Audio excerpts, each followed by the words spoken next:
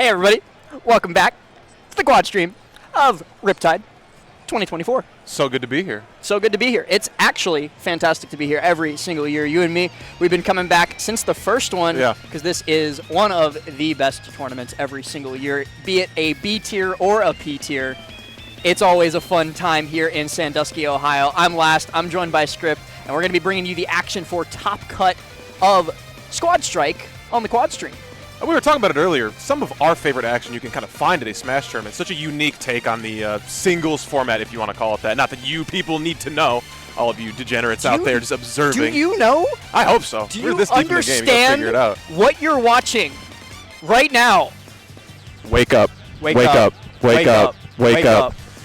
No, I just love squads, dude. There's so much fun stuff here. There's a lot of people who can kind of juggle a couple characters at a time, but maybe can't reach that like super upper echelon with one single character. So you can kind of see some crazy diversity, fun upsets. I remember there's some like really good stuff I've seen. There was like the Jordan over Meister set, and I think there was at Riptide City previously. A bunch of really fun stuff. You find see some local heroes come out and really make names.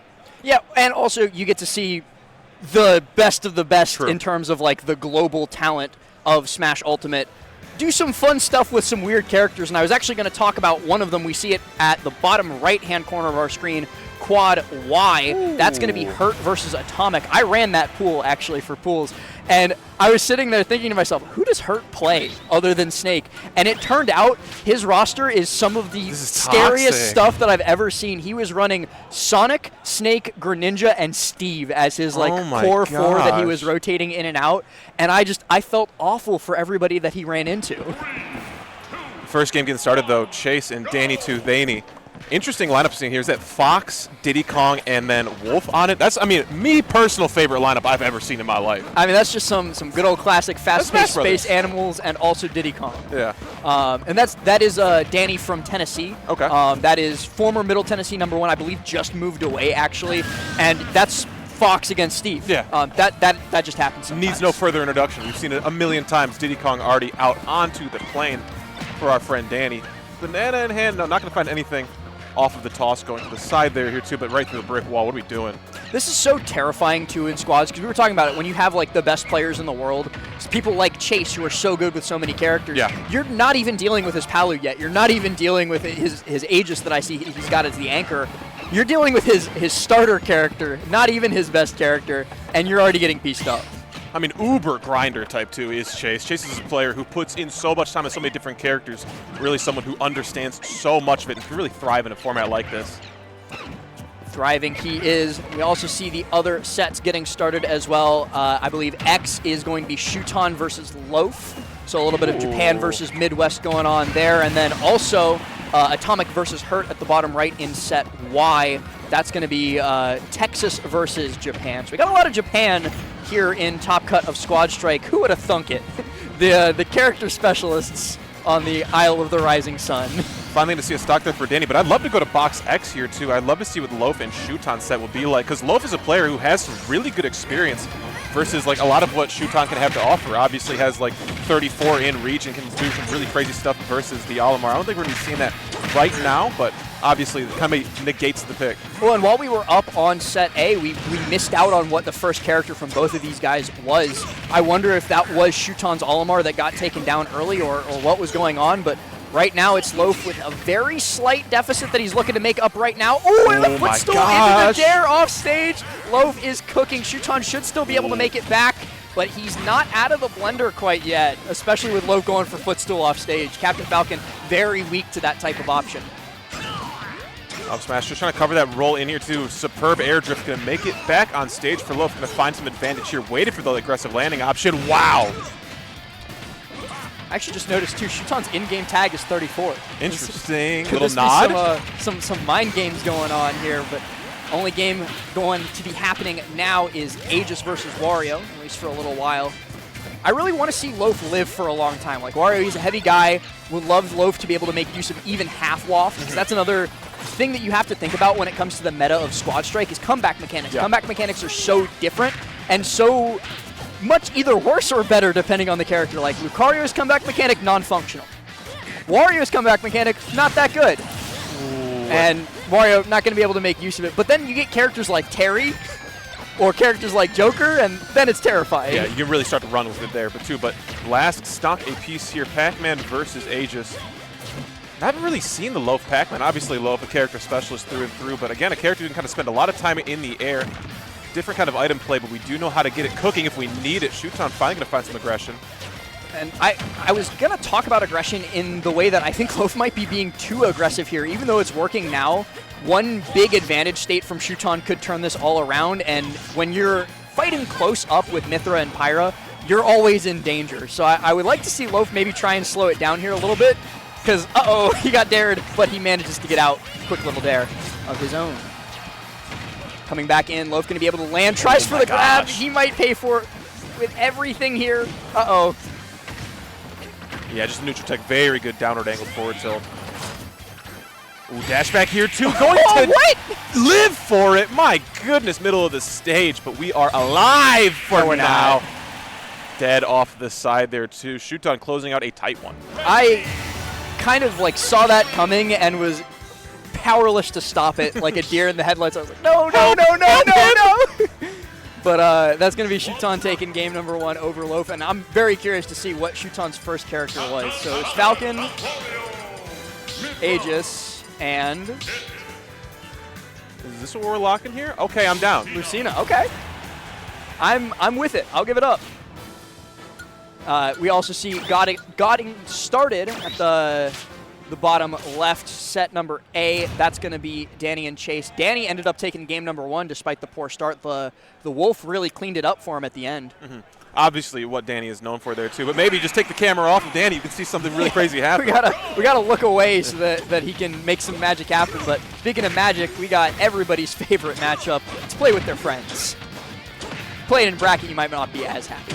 Oh, Stomp coming down here too, looking for nukes like we had it, but the air drift is a little interesting coming from Shuton as we landed Raptor Boost. Give me something started in the middle of the stage here. Back air though, going to catch Shuton going over top of platform there. Loaf just going to get, oh, okay. You know what, sometimes with Captain Falcon, you can just let that up smash rip. You'll catch him jumping in, and it scoops from so far away. That hurt box does you no favors on this character. Oh, looking for the landing option there too with the dash back. Not going to find anything is Loaf. Again, lead found here early. Cannot get these. Stray hits eat through you. Great parry. Looking for a roll behind to maybe pick up sword early. This is so hard to deal with Shuton when he's on the ledge like this, especially with a character like Captain Falcon, and you get called out for rolling away on the platform. Shuton, a beautiful conversion to close out the stock, only 23% on him, and now that Pit's out, he's got to worry about that lower percent, but still going to be very happy that he didn't take too much more against Falcon. Here's some low damage Mythra combos for you. I love up B finishers as well too, especially at low percent. You can find that single large hit beam. Off the back air, baby. Ooh, weird trade. Really good snipe there with the arrow too. Caught the jump, forced back to ledge, but Shuton says, no problem, we're going to the skies. One thing, though, is that usually Mythra's going to want to juggle in these situations, just try and keep you above. You shouldn't be able to do that as easily against Pit. Shuton's just doing it anyway. Catches Loaf, lacking in the air.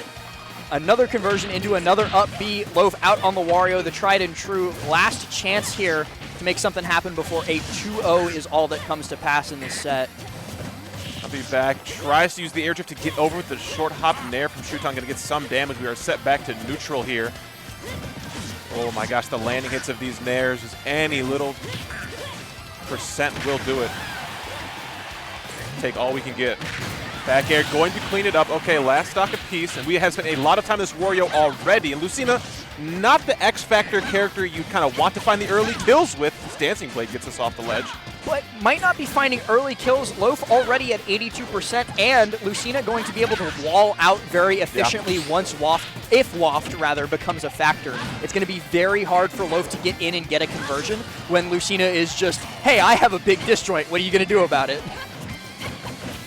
Oh, the roll behind there too, loved off. That's the Proto special there too. When Proto was actively competing, he would do the first 3 hits of side B so that you would get the backwards hurt box shift, and then you can just do whatever on reaction depending on what option they pick.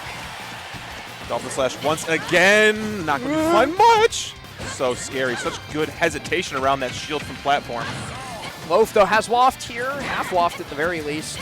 Might be able to convert, and just gets caught spot dodging in the corner. So Shuton's going to close that one out with a 2-0. And, looking at the bottom left as well on set A, it looks like...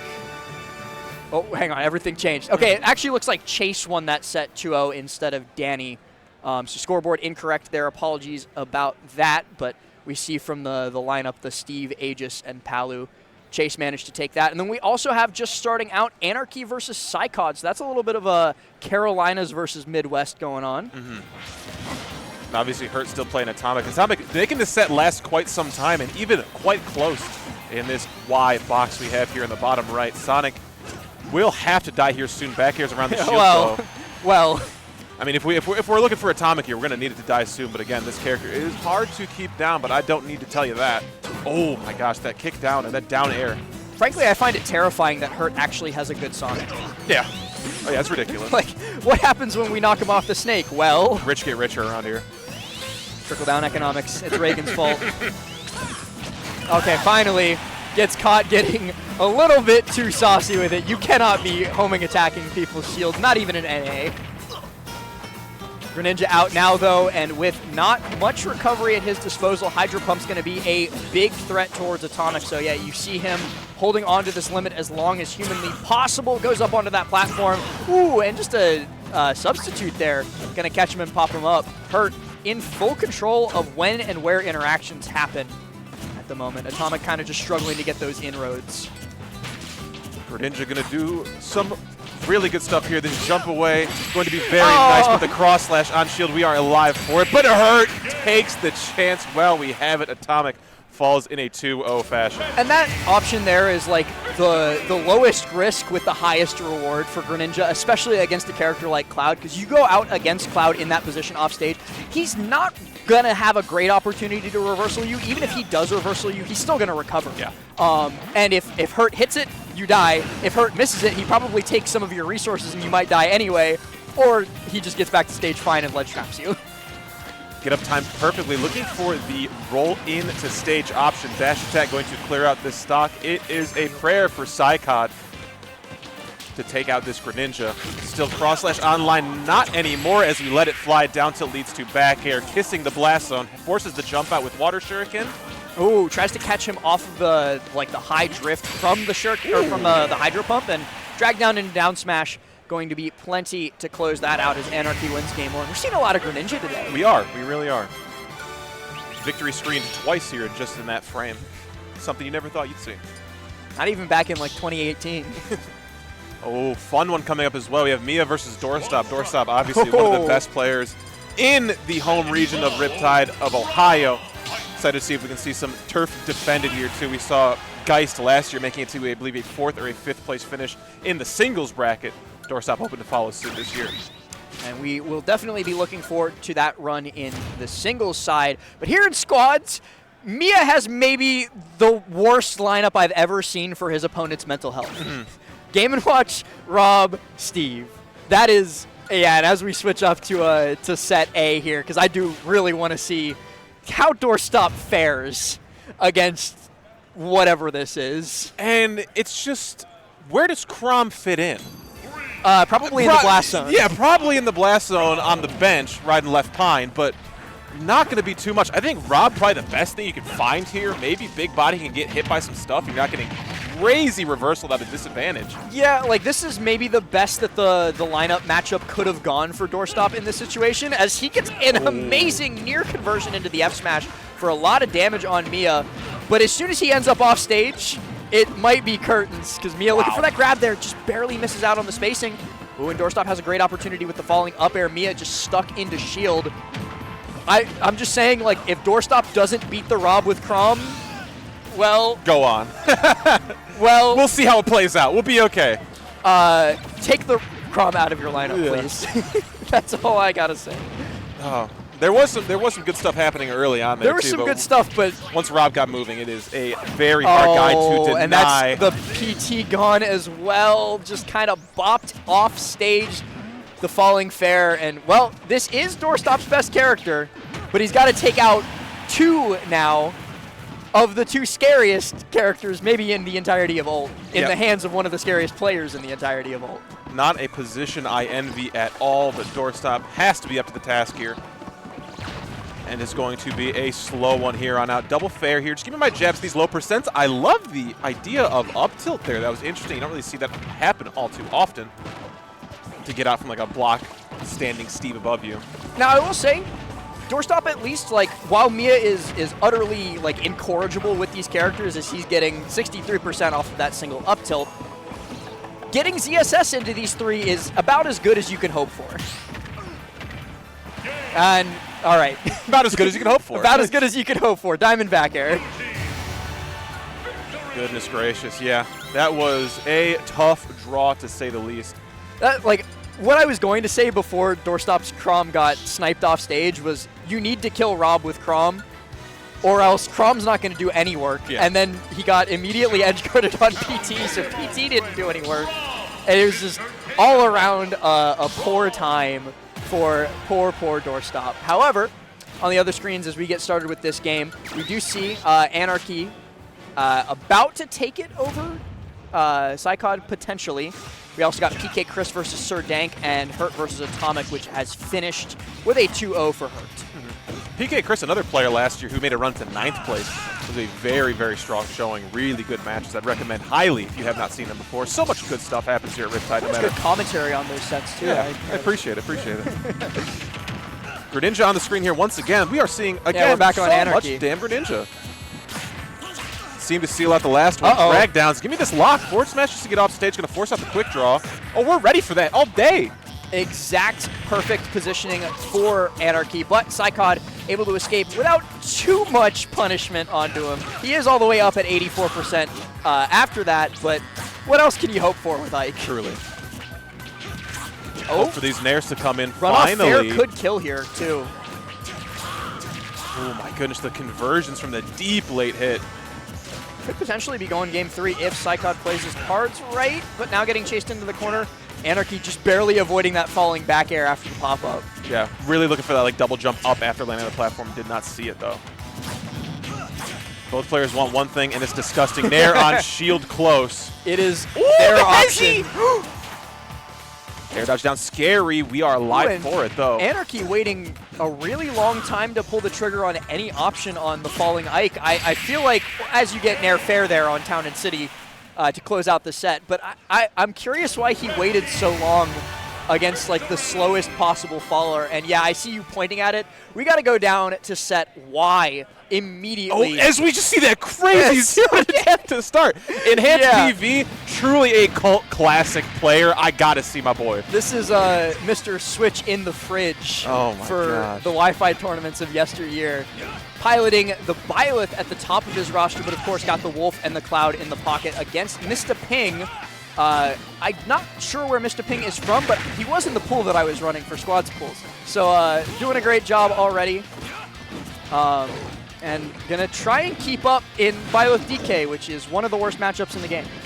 Ooh, double jump use here to scout into the platform, looking for an immediate falling option. Enhanced PV not going to fall for it. Ooh, Nair getting rewarded there too. Ooh. Very good coverage from Enhanced Mr. Ping. Keeps going for falling Dare, and I don't blame him for it because it's worked a couple times. But I think Mr. Ping has caught onto it just a little bit, so maybe a touch. Maybe mix up your landing a little bit.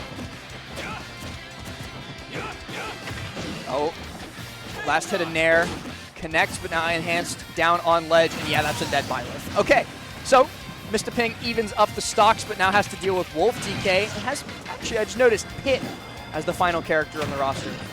Couldn't figure out what that stock icon was for a second. It's so tiny. Dash Shack not going to work for Enhanced PV here, but Mr. Ping going to find a nice little conversion. Double jump used here. Mr. Ping wanted the fall down, but did not pick the right option. And we see Mia did get brought down to the final character, so Doorstop managed to take out both the Steve and the Rob, but the Game & Watch cleaned up house. Sorry, the Rob cleaned up house while the Game & Watch and the Steve fell. But that's a 2-0 for Mia over Doorstop. Anarchy also finishes that one out 2-0 like we saw a second ago. And then on the bottom right set X, see PK Chris versus Sir Dank getting started. That's another pretty interesting one, but I think we definitely got to keep it locked here for cult favorite Enhanced PV. Back to stage here too. High percent. This game's gotten very close if we can find the finisher here too, but this Rage could be doing some crazy stuff for Enhanced PV. Down smash not going to connect, but the reflect will send back the blaster. Down smash not going to happen on the remix. Those are those reflexes born from millions of hours playing Smash Wi-Fi. Onto the Cloud now, too. His absolute best character, the one that you all know and love him for. Over here, climb hazard, yeah. Yeah, I was going to say, is being kept at bay pretty well by the pit, just the faster lingering hitboxes. Ooh, and those Orbitars gosh. almost pushed him into special fall off the ledge. Nice grab there, too. Good turnaround. Yeah, down throw. I was gonna point out the interesting, like, just quick turnarounds that Enhance keeps popping while he's standing still. He's trying to keep Mr. Ping guessing on if he's going to bear or fair out of shield. Yeah. And it's really hard for any character to deal with that if Cloud is constantly mixing that, but Cloud might not get a chance to mix again if Mr. Ping keeps this juggle up. Getting traced there heavily. Air dodge down. We'll avoid it. We're just going for climb hazard with the limit. Going to run out anyway. Just kind of send one high. Did not work out, though, but the enhanced up smash will take the stock. That's what happens when you're dash attacking Cloud shield. Eventually, you're going to eat an up smash for it, and that's okay. We forgive you. Down in bottom center of our screen, too, on set B, I believe that's Atomic versus Blue Boo getting started. I'm not actually familiar with Blue Boo, but I'm always interested to see a plant pop up out of nowhere. I do want to keep it locked here, though, on Enhanced as they get into the next game. Ooh, and Yoshi coming out from Ping.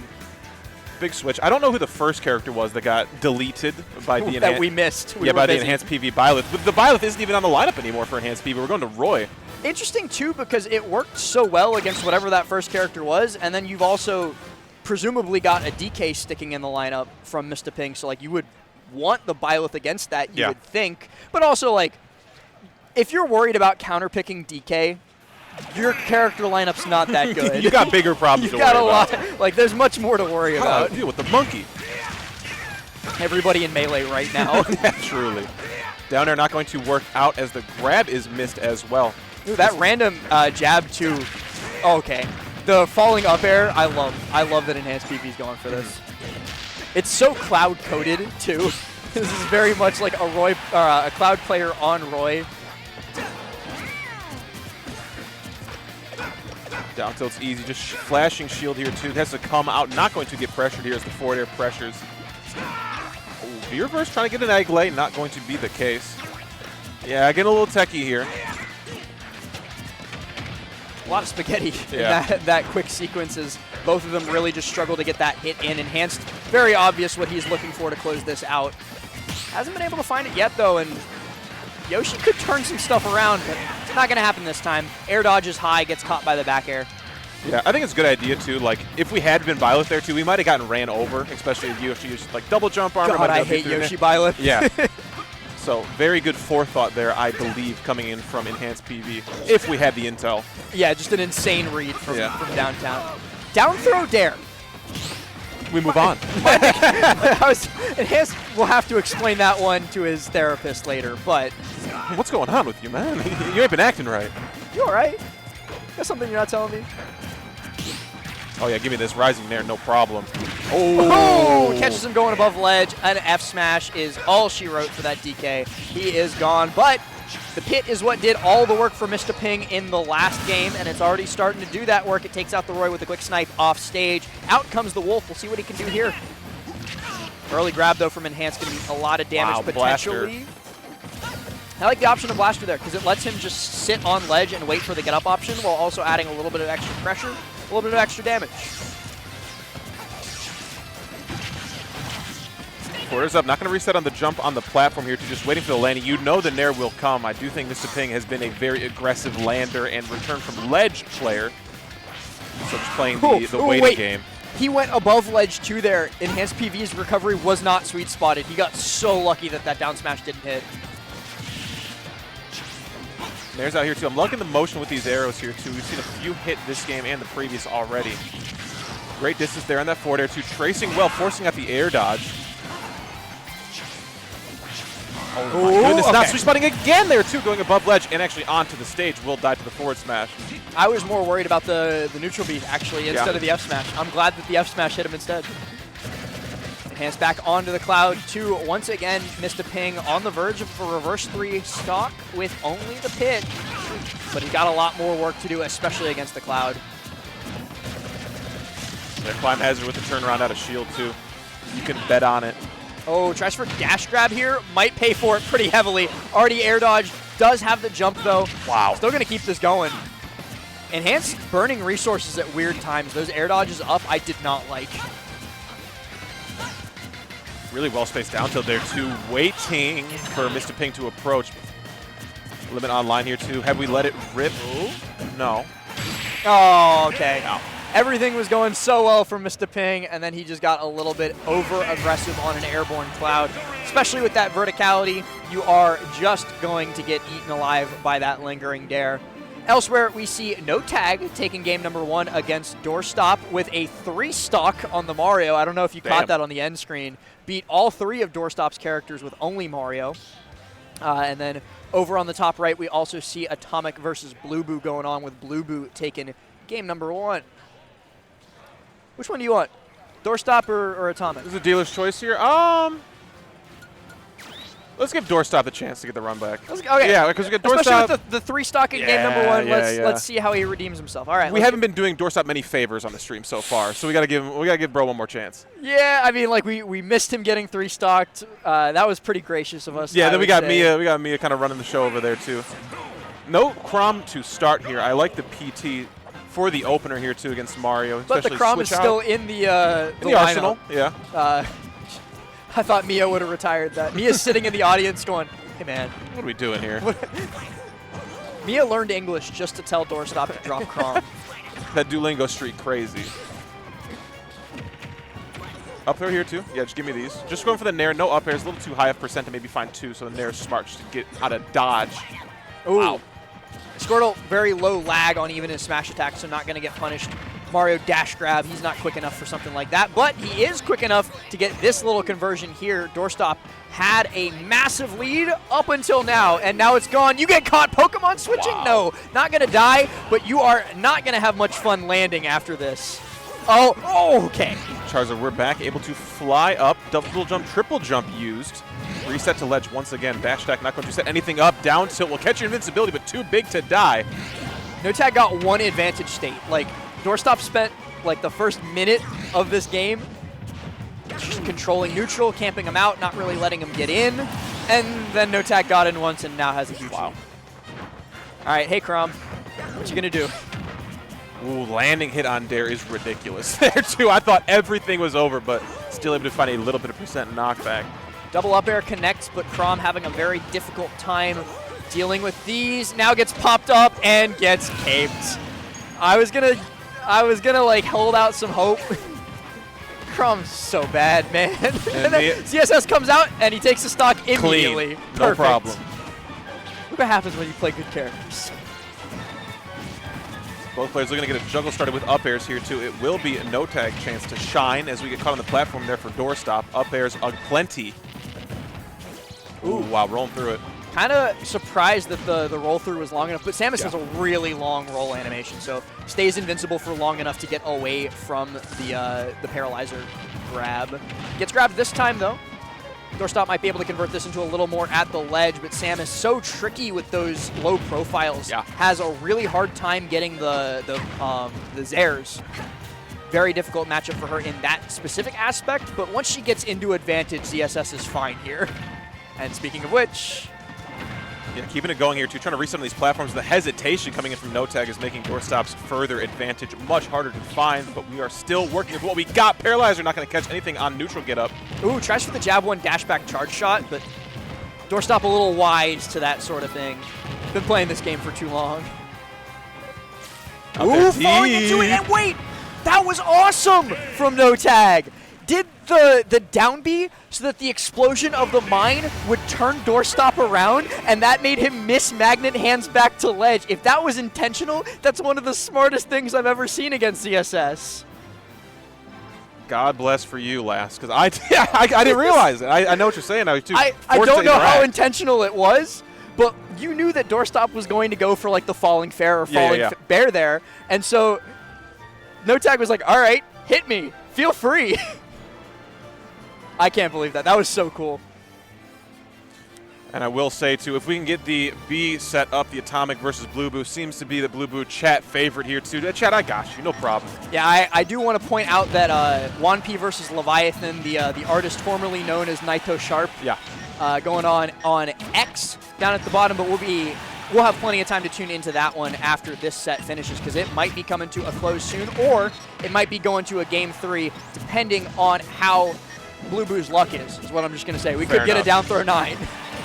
As we get set to last stock here, too, Joker coming to play.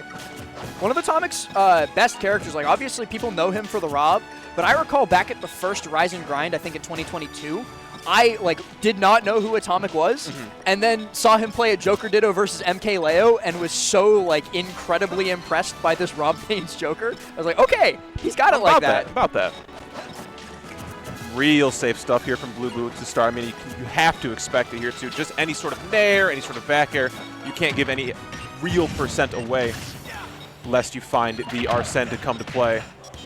Wanpi taking game number 1, 2 over on X. A 2-stock versus Naito Sharp. Didn't even have to go on to the Banjo and Kazooie. And the back air not quite enough to kill, but the Arsene Aegon is... And so Atomic going to bring us to a Game 3. We get more of this set. It's what the people wanted, and who am I to deny? But I don't want to call attention away from the set, but I kind of want to call attention away from this. I see what you're saying. Look at why we got Ashimo versus Chase coming up. We can stick to Atomic Blue Boo for now, but if things get heated on Ashimo Chase, I'm going to direct us down there. Going to see if any roster changes come in too. Blue Boo going to be rocking the Roy Young Link Game & Watch still. And okay, Atomic swapping in the Cloud. Okay. Maybe as an option to try and deal with the Game & Watch potentially, because that seemed to be the character that he had the most trouble against. But he's going to have to make it work, make it last. Get to there, because Game & Watch is the anchor on Blue Boo's side. Going to see a true-blooded sortie matchup here to start on small battlefield. No limit charge immediately here, too. You realize Roy can come in real crazy, especially if you get caught standing on the platform while Roy's below. It is a bad time at 0%. Gets caught standing on that platform, but it's the back air instead, and then just the Blazer comes out, the up B. One of Roy's actually strongest disadvantage tools that I don't see people complain about enough. Yeah. People complain about everything else on this character, for better or for worse. Nobody talks about up B. Run off here to trying to let neutral B fly. Very safe option to give at the time, but I feel Atomic maneuvering. I was just going to say, run off up B should have been guaranteed for Blue Boo at that point. It was a Cloud from far away. The jump had to be burned early to even have a chance of making it back. He didn't have limit yet. Oh, when he burns limit there, he pushes B early. There goes Atomic's Cloud, taken care of, burns the jump, burns the limit, and then burns the stock. All's well that ends well, I suppose, as the Joker comes out, who is putting up one hell of a fight to close out that last game. Can we keep the momentum going here, too, as the back throw? A lot of guns here to get started. Especially against Roy, character with a linear vertical recovery. Gonna want to use gun to pop him into a back air. Wrong way back air, though. Hey, speak about it, though, Last. I like it. I saw it coming. That's pretty common stuff, but Atomic didn't get the pop on the gun that he wanted, because obviously you want to send towards the blast zone, not center stage with that back air. Ooh, looking for dash forward, F-tilt, not going to find its mark there as the platform was used, but the up smash getting some really good reach on that approach forward from Blue Boo, so even stocked game. Yeah, Joker's got an ape index of +3, +4 maybe. Yeah. He reaches really far. Got some of the longest arms in the game. But I do think we want to swap down to set number Y, because it looks like Chase has got Ashimo on the rope. Down onto the ropes, down onto his last character. It's just the Ryu remaining, and he's still got most of this Steve stock in addition to an entire Palu stock. Caught here, though. The landing will be scouted. Oh. Wow, the DI in, and you tech it as well. Insane. That was the edge of what was survivable for Steve, and now he's going to get a little bit more damage going out there with the blocks for the anvil, but Ashimo gets past with the Tatsu twice in a row. I was a little bit worried for Ashimo's health there. Oh, really good run-up grab. Just going off for some easy pressure. You almost played yourself there, too, but again, rinse and repeat the situation. Build the wall. I mean, it's Steve, so remember, rules for thee, not for me. Yeah. The blocks don't work on him the same way that they do for us. As, wait, Chase started Sonic? Yes. And Sonic was cooking as well. Oh, boy. Well, Here we are. all I'm saying is Ashimo should have been ready for this. Truly. A couple players in the venue should have been ready for this kind of lineup. One of them. So running, who's his third? It was Kazuya. It was Kazuya. It was Kazuya, but who's his third going to be? Ganon. To be ridiculously raw. Captain Falcon. Yeah, we ran, I think it was Falcon, Kazuya, Ryu last time. Oh. So we might be swapping in Terry. We're swapping in Terry for Falcon. We're swapping in I Terry for believe Kaz. he's swapping the Terry in for the Sonic, if I had to guess. Okay, Not yeah. a great matchup, because nobody has a great matchup into Impossible. Sonic. But one of the better matchups, especially in terms of the FGC characters that Ashimo would pilot, has the Captain Falcon as his anchor, which is interesting that he's starting on his best character. Not something that you see from most people in squads, but it's also very dependent on what your opponent's lineup is. And the lineup's going to line up for us to go straight into the matchup we closed that last game out on here, too. So with even footing, how can Ashimo do? Not very well. Yeah, fair enough. 86 to start is not the way you'd like this cards to fall. And it's interesting, too, that Chase's Steve is doing so well into Ashimo's Ryu.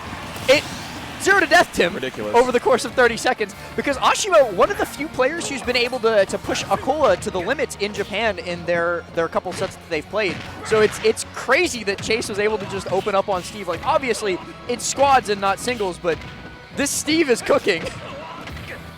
Ooh. Yeah, into stage there, too. Chase trying to catch a drift to that ledge. Dash attack not going to work out. And he's also already at 83, in case that slipped by your notice script. But my goodness, already at 101. We are on line completely here to find a kill.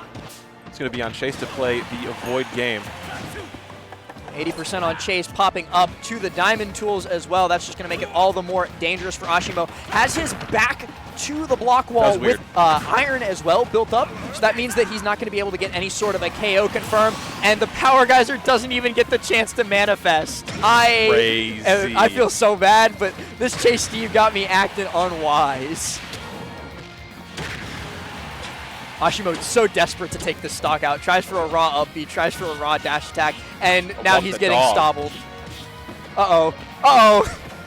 Uh-oh. Yeah. It keeps going. Crazy damage. Don't get 3 stocked by the Steve. The down smash not going to work. Okay. Please, thank you. Here we go.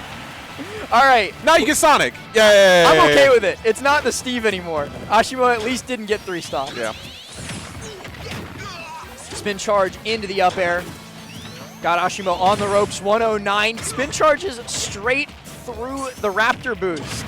Man. Down air shovel neutral not going to happen. Just playing really safe here, too. Obviously, the burst can be pretty crazy from a ledge. Just getting the turnaround there up the up B. This is a matchup that I've actually seen a lot of, too, coming from Georgia. Yeah. Back when Fatality still actively competed. We also have Stain in our region. And let me just say that was pretty emblematic of how the matchup usually goes. It's not good for Falcon.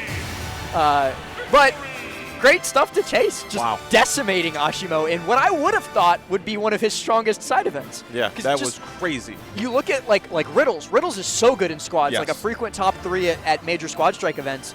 Ashimo, a very similar player in terms of lineup, and I would say like maybe even a slightly stronger player in terms of the overall roster instead of like character speciality. But Chase just puts a stop to it. Light work for him. See up at the top left, Anarchy taking on Guy. Bottom left, Wanpi and Leviathan. They are 1-1 with each other. We can throw it to that one. I like to see what X is talking about. Let's take down towards X, not the Everything app, but instead the Everything set, because we got a very wide variety of characters on Sharp's roster. And what else would you expect? Sorry, Leviathan, not Sharp anymore. But, you know, still keeping that roster sharp. And honestly, like, I think both of these players in Wanpi and in Leviathan are like some of your, quote, favorite players. Yes. People who do some really crazy stuff. I've heard nothing but great things about the coaching of both of these players, really putting good words in the ear of a lot of your favorites, too. So love to see how they pilot. If your favorite player had a favorite player's coach, then it might be Wanpi. I don't know. I don't know how to connect that, but Wanpi, an amazing coach. So much respect for him, and also they have a massive roster of characters. Like playing randoms with them is torture. It's a travesty sometimes. You're like, I got 3, got 9. I hosted Wanpi for Warehouse War, and we were just playing like random friendlies. and a character would come up, and I was like, okay, there's no way you have this character. And then they would hit me with, like, lock. the dumbest 0 to death, and I was like, you have this one too? Ooh, Explosive Flame not going to be thwarted. It's Leviathan trying to find a way back to this stage. I loved that falling up air attempt. Wanpi so tricky around the platforms, but Leviathan going to be able to fight out of the corner. Looking for a B reverse after that monkey flip. Not going to be the case. The Hezi. No! Okay, wait, the banana foisting both of their plans into the up smash, and okay. Knowing that Wanpi, of course, again, so much knowledge in that head of theirs. So knowing that the percent was wrong for down tilt up smash, but the percent is right for that down angled F tilt into the side B. No options at their disposal, so Wanpi goes down 2-1 to Leviathan, and I think we gotta hop to B. Two very big favorite players for the hometown crowd, for the Midwest crowd. We got Loaf taking on Texas's Beastly down on B. Sleeve. As we find our way there too. Loaf had a really good set a little earlier against Shuton, but did not close it out too. So we are on this loser's side here. Z-Drop Banana also ruining Loaf's day. Tries for that dash attack in to catch the landing, but instead it just gets comboed up to that 49%. And that's also something that, like, I can't believe it took Diddy so long to start doing up B. I just got to say it. Same with, like, the DK players finding out about cargo up throw into a giant into everything, yeah. It also kind of came about because the Steve Walls. Steve Walls really kind of was the thing that kind of pushed, like, you know, barrels to be the thing that, like, opened up stuff in that matchup, and then kind of like, oh, this is a solid option. Do you know who Lightning Cam is, Script? Heard the name. They are I believe, Central Florida, if I'm not mistaken. Somewhere in the South. Yeah. Diddy Kong player who just barrels. That's what they do. And it shouldn't work as well as it does, but by God, does it work. I remember the first Smash World Tour, actually. There was a pre-local before it. Tarek, Greninja from Germany, one of the best players in Europe, had to fight Lightning Cam in pools of the pre-local. I was like, hey, Tarek, Lightning Cam is just going to up B at you. Be ready. Tarek lost that set, walked over to me, and went, wow, he just up B at me. He really does just up B at me. Something we've never seen before. As we get tabbed into the full screen open box. Big up throw, too, from, I had to figure out which player that was, Beastly. And Beastly's going to have to do some very serious work here, too, with this Rob. I do really like how Loaf would match up into that Dr. Mario. So we're going to have to put on some big percent here. The one thing, we talked about it in the shoot on. Oh, no, that's dead. Yeah. Fast falls past the ledge. Unfortunate for Loaf there. But we'll have another opportunity in game number 2 versus Beastly. And I was going to say, the one good thing about having Mario as your anchor is when you get beat up and sent to the anchor earlier and start making a comeback, that's just enough time for Waft. Yeah. Captain Falcon. We've seen the Pac-Man as well, too. Looks like we're picking Ultigo here. Yeah, same roster that he ran against Shuton. Yeah. And it worked so well against Shuton, why wouldn't you run it here against Beastly? Pac-Man at the point here, too, and then we have Dr. Mario moving to the second slot, and Diddy Kong going to be the anchor here, too, for Beastly. Beastly wants a chance to play Doc. Yeah, I respect it. Wants to guarantee Doc comes out. And for his sake, I'm glad that Doc was not the starter, because Doc Pac-Man sounds like actual torture in Guantanamo Bay. And that's not one of the attractions here at the Riptide water park. Yeah, right. That is a lot worse. That's not next to the Belux. No. Z-drop off of... Actually, what's that fruit called? The green one that goes really slow. Pear. That's pear? I'm pretty sure it's pear. That's not a pear. I got to see it again. We'll figure it out. Constantly an evolving effort here. It's a what? Production, are you just making stuff up? Yeah, production's lying to us once again. Production just made up 2 words. An Earl's melon. It's an Earl's melon. Oh, it's okay. Yeah, you know what? I knew that. I just didn't see what you were talking about. Nah, Dylan just opened a dictionary and clicked random twice. Let me get fruit. Yeah, it is melon. You're correct, chat. But 82%. I blinked. I was too focused on Earl's melon. And Beastly got pieced up on this dock. Gonna have to do almost all of it with Diddy. And for his sake, too, been talking a lot about matchups. For his sake, better hope that he doesn't have to play Diddy into the Pac-Man. Yeah. Even the percent bonus we have as we get the up smash, we take it out from below the ledge there, too. That was crazy hitbox that came up from the up smash. Also getting started in Quadrant A, we got No Tag taking on Guy Guy. We just saw No Tag piece up Doorstop not too long ago. And another Greninja, too. I didn't know Guy Guy played Greninja. Usually a Luigi player. Yeah. Nair's coming in here for sure. Beastly going to have a hell of a time to find our way in as the bite comes through. As we hop off immediately, though, up tilt not going to find anything on the return to stage from Beastly, but Loaf still firmly in the lead here. Well, wanted roll in there, too. You saw the jump off platform and then drift right back to where it would have been. Ooh. Loaf wanted run-off footstool there. Yeah. That was exactly what he was looking for. He was trying to catch the jump up the ledge with a footstool. Beastly, though, wise to his tricks. Gonna catch Banana as well. Ooh. Tries to... Wow, that was such a good setup from Loaf. Tries to knock that into the back air, but instead gets grabbed on the dash in. Yeah, wants any sort of approach to be caught there, too, because once the trip happens, it is open season for Loaf. Loaf probably going to be looking for a down tilt dash attack here before too much longer. Or even just a back air at ledge. Just a back air at ledge. Able to take it one apiece here. Loaf on the board, Beastly. Lineup looked better in that first game. I think Diddy Kong Anchor is a good idea in theory, but you kind of need the consistency that you can get, especially versus some of the weirder stuff you can see Loaf play. And I don't think Loaf started Pac-Man in the first game. Yeah. He missed most of that.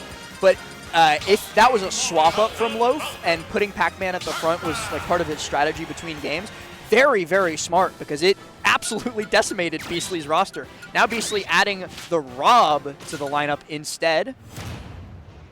I'm curious to see why. And Dr. Mario coming back to the lead. We're starting Doc Pack. Okay. We will see what this will be. I can only believe that this is unfavorable to say the very least as we see No, this is actually like going. +9 for Doc. Wow. Unbelievable. Production feeding us one-liners too. Yeah. Apple a day keeps the doctor away. That is very true, at least at the start of this game. Down there. Uh-oh. Production now mad that you butchered their one-liner. They're mad that you pointed it out. What are you talking about, Ryan? Come on. I'm not going to take credit for somebody else's puns. And Beastly. Kind of nasty. Kind of nasty. Down to up the in the corner. Plenty. By the way, I always take the opportunity anytime I see a Doc to point out that despite being the character that he is, Doc's up B is frame 3. Oh, yeah, it's ridiculous. It converts off so much stuff. Any character with a frame 3 up B that's that strong is not that bad. Yeah. You can get off down tilt, you can get it off pill. And I'm not just saying that because I've lost 7 straight sets to H-Box's Dr. Mario. It's a safe space here. I beat his We're puff. with you. We're with you. There's a reason he goes Doc into me. Okay. I beat his puff, and I can't beat his Doc, and I'm still mad about it. Oh, my goodness. Yeah, the up airs leading into the bite at these like middle percents. Yeah, big body character, that is Rob. Definitely going to have a hard time getting away from the strong aerial drift that Wario has at his disposal. Just going to keep this advantage state going, but eventually the hitbox extension off of the bike going to be Loaf's downfall. Going to let Beastly fight back, down throw, but the mash is crazy.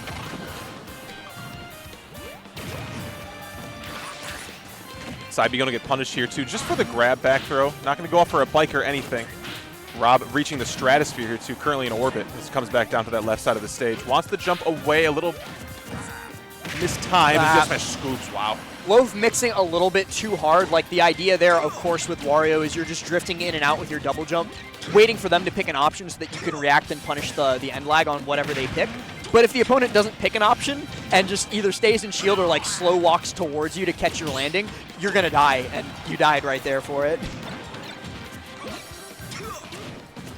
Ooh, wanted all of it there too with that run up and really smart jump away coming in from Beastly. This is going to be an up throw, yeah. Maybe getting a little bit desperate for this stock considering how long Beastly's living for, but as I speak, Loaf manages to close, and now it's Captain Falcon versus Diddy Kong to determine how this set finishes. A great air dodge in from Loaf to survive the onslaught that Beastly was going to be tossing his way, and the barrel still does its job even after it's been removed. Doesn't stop Loaf, though. This corner pressure is still super online. These grabs are coming in droves. My gosh, juggle the monkey. But it's the crazy thing, too, is that he missed his up air follow-up every single time and just grabbed again anyway.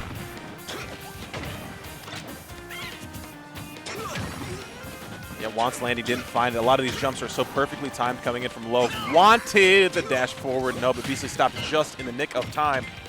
Ooh, and speaking of Beast Lee, we also got Beast, no LY, stepping up on the bottom right. Y down there, and then on X we've got Enhanced PV versus Leviathan, so we'll probably peek into that one, I would say, once this one wraps, but might not be waiting too much longer because Beastly's got a great setup here. The banana into the F smash, and Loaf goes down, almost manages to close it out with the Captain Falcon, but the Diddy Kong, the main, the tried and true, it's way too strong. Great stuff to Loaf, but not enough. Yeah, not enough.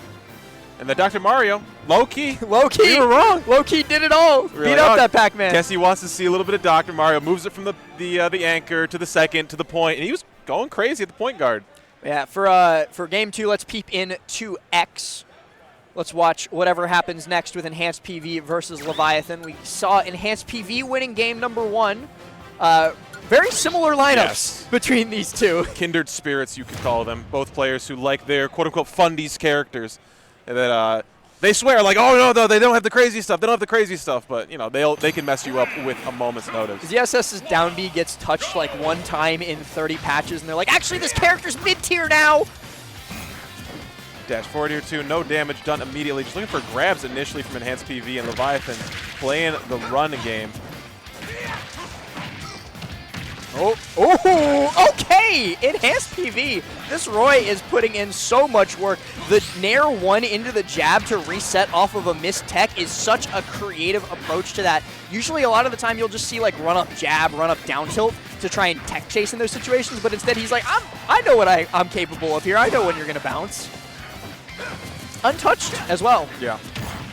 As we find the dash tag here too, going to hold in there and not going to find anything because of the slight fast fall property that Roy has. Dropping to the ground too quick to get any certain follow-up at 0. Back air connects. It's not quite enough to kill, so Leviathan will have one more opportunity to make it happen with the Wolf, and it might be handed to him on a silver platter. Enhanced PV gives it all away, resets one too many times, and loses that stock in the blink of an eye. Forward air not spaced well enough. Enhanced PV finds a grab for it too, but weird percents here. Dash attack not even going to do it on that right side. That tilt not enough. Enhanced desperately wants this Wolf gone. Back throw going to have to be the case here. Finally, top corner of the blast zone will do it, but as your reward, you find the Zero Suit Samus. I mean, you can play a little squirrely with Wolf here too, but you know, Leviathan, one of the best to pilot this character in the world. Oh, full hop air dodge in Crazy. to catch your opponent on a dash back. Nothing like came of it, but the fact that option was picked in a top level game is still insane. Run off into the dare. Weird clank. It wasn't even like a full clank too, just because of the animation that happens when ZSS's flip kick interacts with something. Yeah. It's just like jump up, haha, I'm intangible. Looking for jumps at a shield heavily here too. Both of these characters will do a lot with it. Oh, but back air scouted from that platform to an Enhanced PV has clawed back the lead that we so graciously handed over in that first stock. And it's a pretty big lead at that. Leviathan got a lot of work to do, and he's not going to be doing it from the air as he gets juggled. Tech roll in red in the blink of an eye. The down smash does even more damage, and not only does Enhanced have a huge lead, he's actually lapped Leviathan. Raw F smash in the Pokeball might not have been the option to close it out, though. But I like that. I like the heart. Ooh, dash attack just barely misses. Yeah. Cloud, of course, insanely actionable, insanely quickly after a limit break cross slash. So if you're not immediately in his face, you're not getting a punish. And Enhanced does go down to his final character, so we'll see a Cloud Ditto to close this out, regardless of who wins this. And the way that Cloud disadvantage goes, Sharp's down bad, but he's not out yet. Yeah, F-throw here, going to be a great position setup. Forces the jump early, but doesn't catch the air dodge. Yeah, limit's still online here too, forcing the no jump there as that makes the landing a little safer for Leviathan. Ooh, yeah. As it was written, that forward tilt was coming out as soon as the upward hit of the climb hazard was released. Game number 2 and the set, both going to Enhanced PV. And as we see elsewhere, no tag 1-1 with Guy on A. Over on B, Beastly versus Ashimo is going on. I think that's the one we want to tune into. I'm with that. I'm with that. And why it seems like Blue Boo just closed it out 2-1 over Beast, if I'm not mistaken. But yeah, let's peep Beastly Ashimo right here, right now. We just saw Beastly close out the previous set, very, very close. And now he's got a little bit of a difficulty curve. And Asimo kind of gotten handled by Chase in the previous set that we saw. We've so much so that we've seen a lineup shift here too, maybe taking a page out of Chase's playbook, running Palu now. I will say, Chase might be like the second or third best player in the world at squads. Yeah, insane. It's his format. There's a couple people that I would like maybe give the edge to in a head-to-head set. Like, I think Budace is probably the best squads player in the world, but it's not that far away. Maybe even Mia with that insane that lineup. ridiculous, dystopian endgame lineup. Do you know what the meta is? Yeah. Down air out here too. Looking for the landing on platform. Air dodge, smart. Beastly using all that air drift. And air close up once again. Double jump used to avoid back air, but still in disadvantage here is Asimo. Ashimo gets caught by the back air. He's going to be forced onto the final character, and you know what? Kazuya disadvantage state against Ness is not fun. If Ashimo isn't careful, he could just get juggled for this entire stock. As I speak, he gets one electric, might be able to convert into a second one. Ness is creeping up towards what will be kill percent here with this lighter weight character. 99, one more electric will probably kill him. I don't know what exact kill confirm percents are here. Got to be safe here too, though. PK fire, PK fire. Anything, just the back throw here too. Interesting that we're choosing to stale that. Probably looking for the down smash.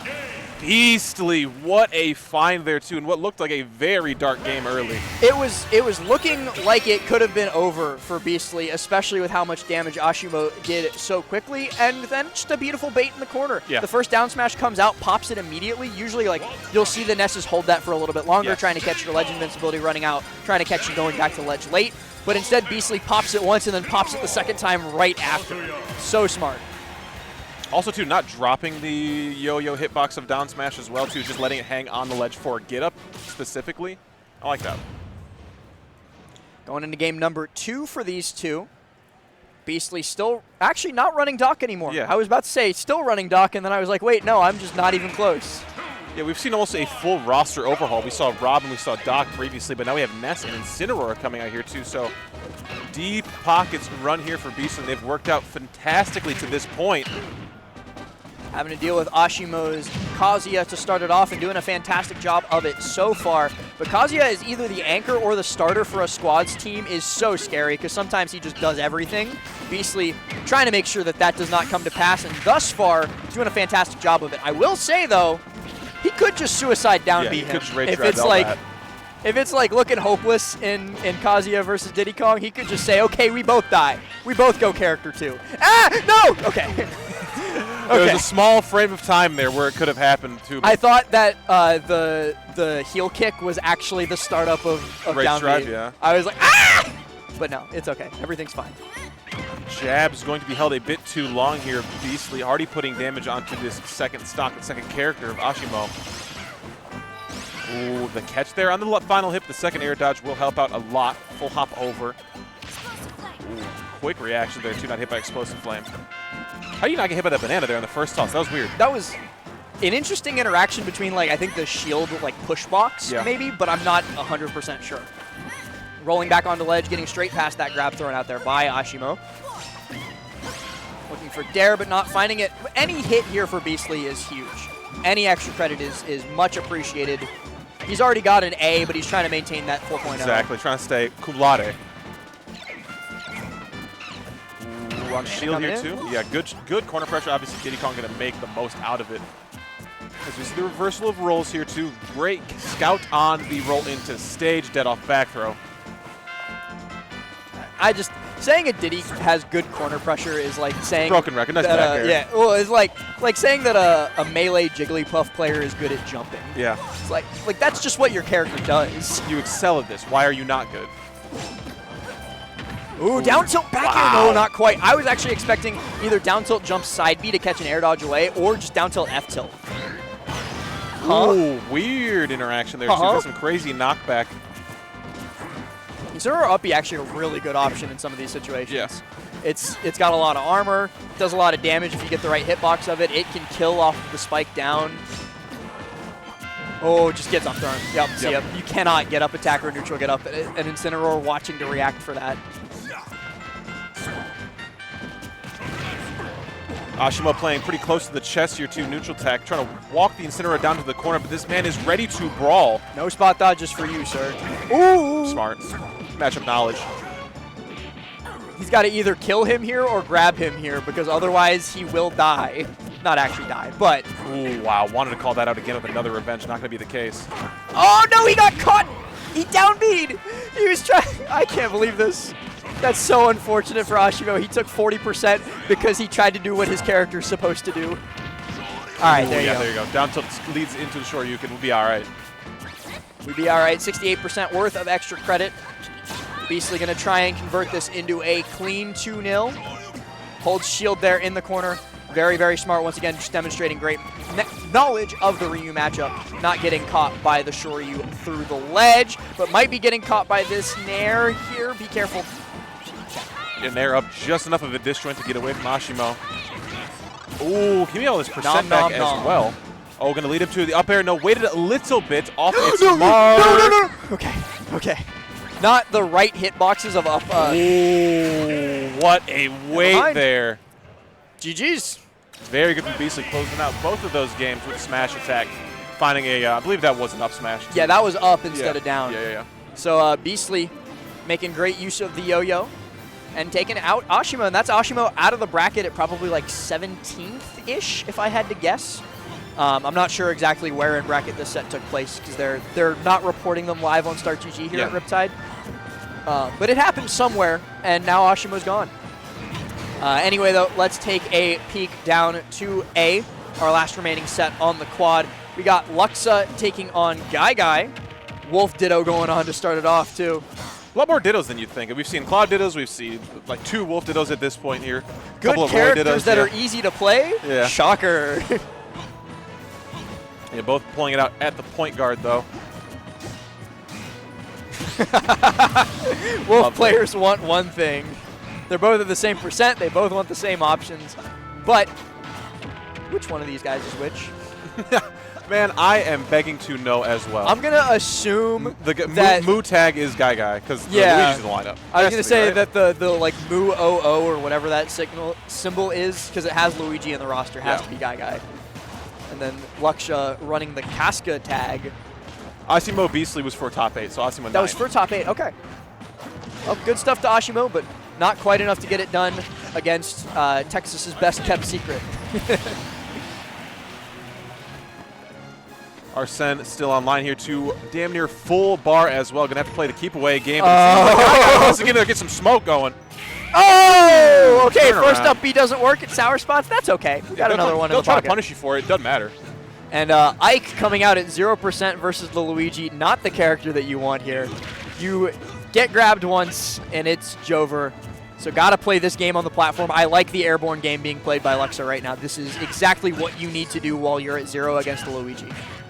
Okay, no longer at 0. You're safe. Oh, that was good. That down tilt going towards the stage was so important as well there, too. Get down tilt off stage, it could be wraps. Oh, caught into the nair, but not able to get the dare off of the double jump pop-up. Just looking for this reverse hit nair so he can convert into the back air, but instead it's nair, up air. Luxa brings us to the final character, completely deals with Guy's Luigi, the best character, the one that should have been able to close out this first game. Percent deficits be damned, though. Ike could kill this Greninja so early. I could kill this Greninja now. Yeah. Not actually, but I like to believe.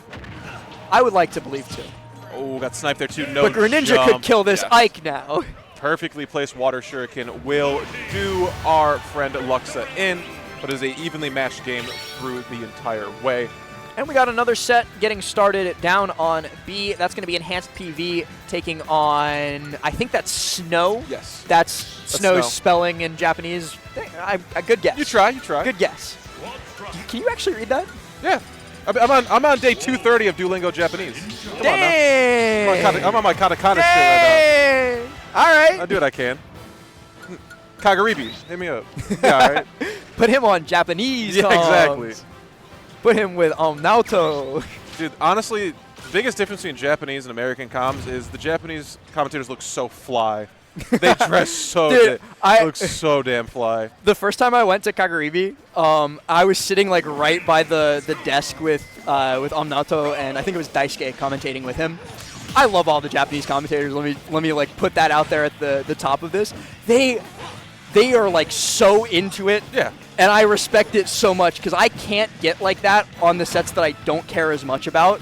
If I'm commentating like top 8 and it's like my 2 favorite players, I'm out of my chair screaming. You're with that. They're like that for every single set, and I have so much respect for that. They love this game so much. They put so much work in. Huge shout outs to every single Japanese commentator who does it big.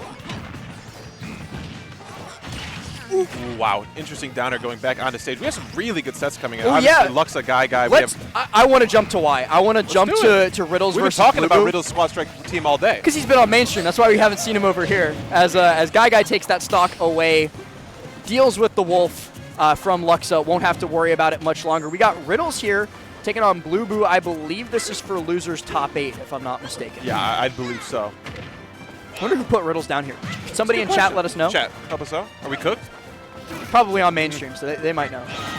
Gets caught by the up B from Blue Boo, but manages to air dodge in before the up air comes through. Ooh, that was scary. The youngling brain rot of spot dodging after every tilt you could possibly Your find. opponent is not anywhere near you, but spot dodge anyway, just in case. Yeah, you never know where they. I mean, honestly, Hey. with Kazuya, not a bad choice. An ounce of prevention is worth a pound of cure. Very true. Uh-oh. Oh, air dodge in after the laser. I was a little bit worried for Riddles' chances there. And not alive. connecting into the dragon uppercut.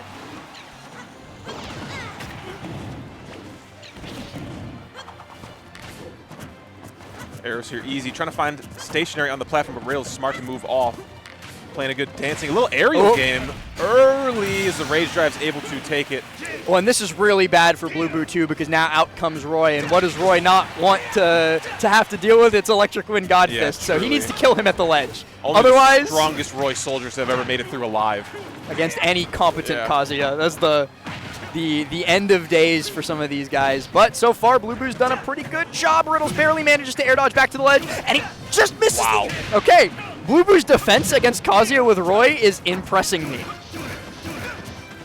Doria, yes. I agree. Ooh, and falling up air kills. You were talking about it a little bit earlier, the Cloud-esque, as you've said before. You can get really close to that sweet spot hits. It is open season.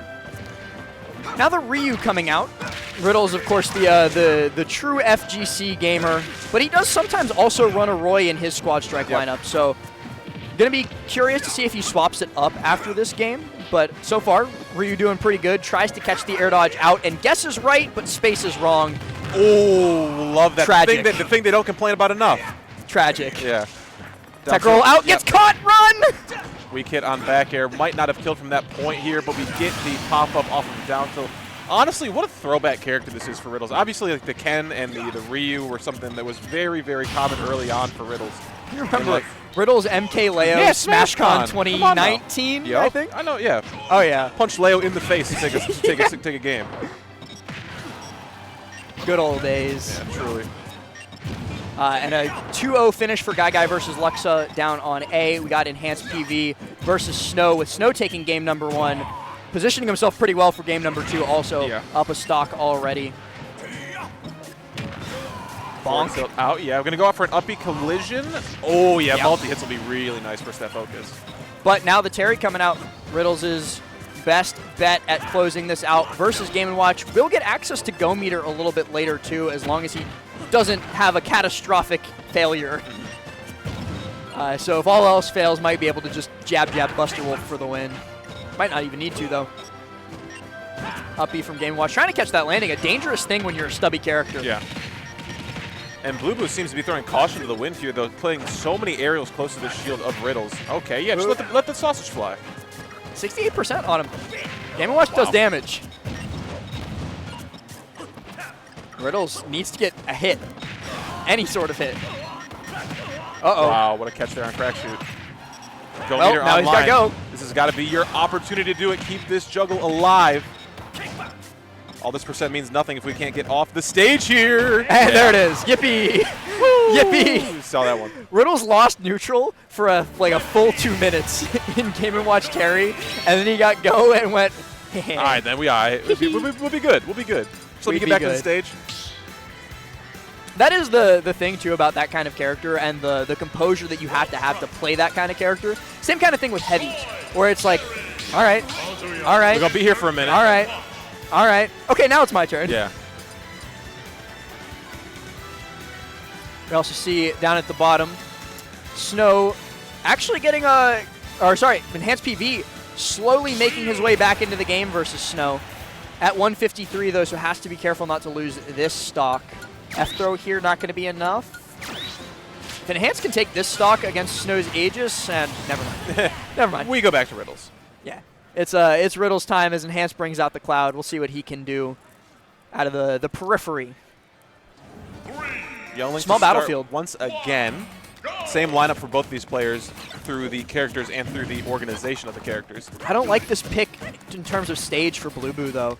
Like, the fighting game characters thrive on small battlefield, man. They love this stage almost as much as they love, like, Town or an FD.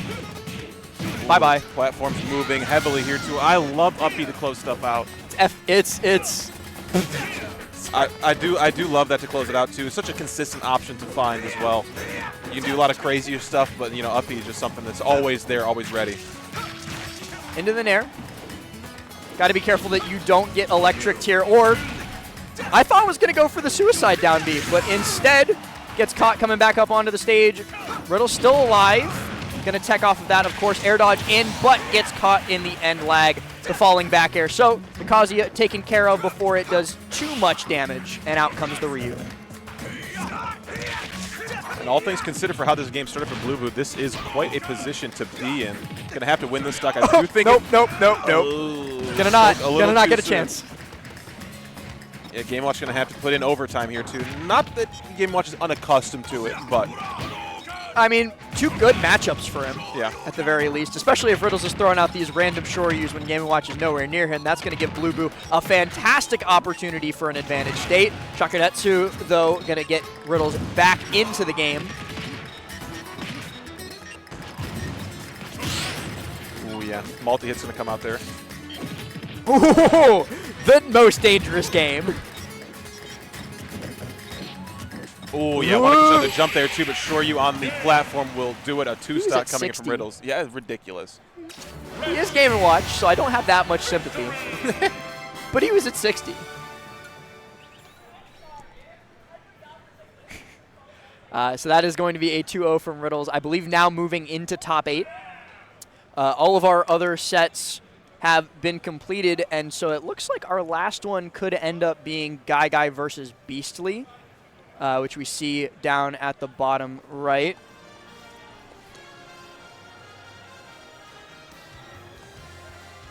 Looks like they're... Seems our only players left. Oh, there's somebody else coming up to the setup. Nope, never mind. That's it. Somebody wrapping up. We're done. The quad's over. No more quad for the weekend.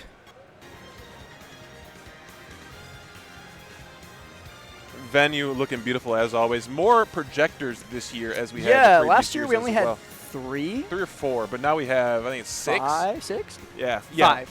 No, it's 6 because you got 3 over there. Oh yeah, that is. I can't do math. Yeah. I can't count. We got Rivals, Melee, Alt.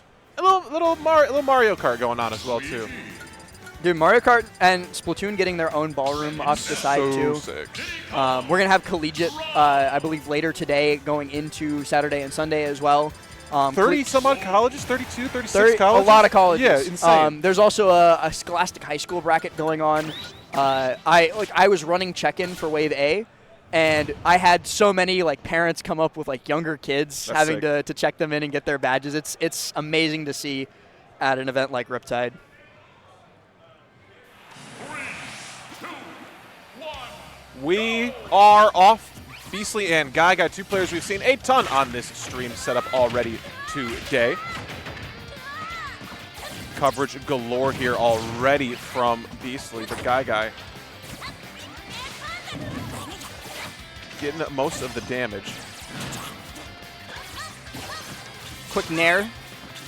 Gonna try and keep Guy from landing. That's gonna be the big thing with Ness versus Greninja is you want to just juggle Greninja. He might be a fast faller, but this is like one of the few characters that you're not really worried about keeping him in like rounded strings.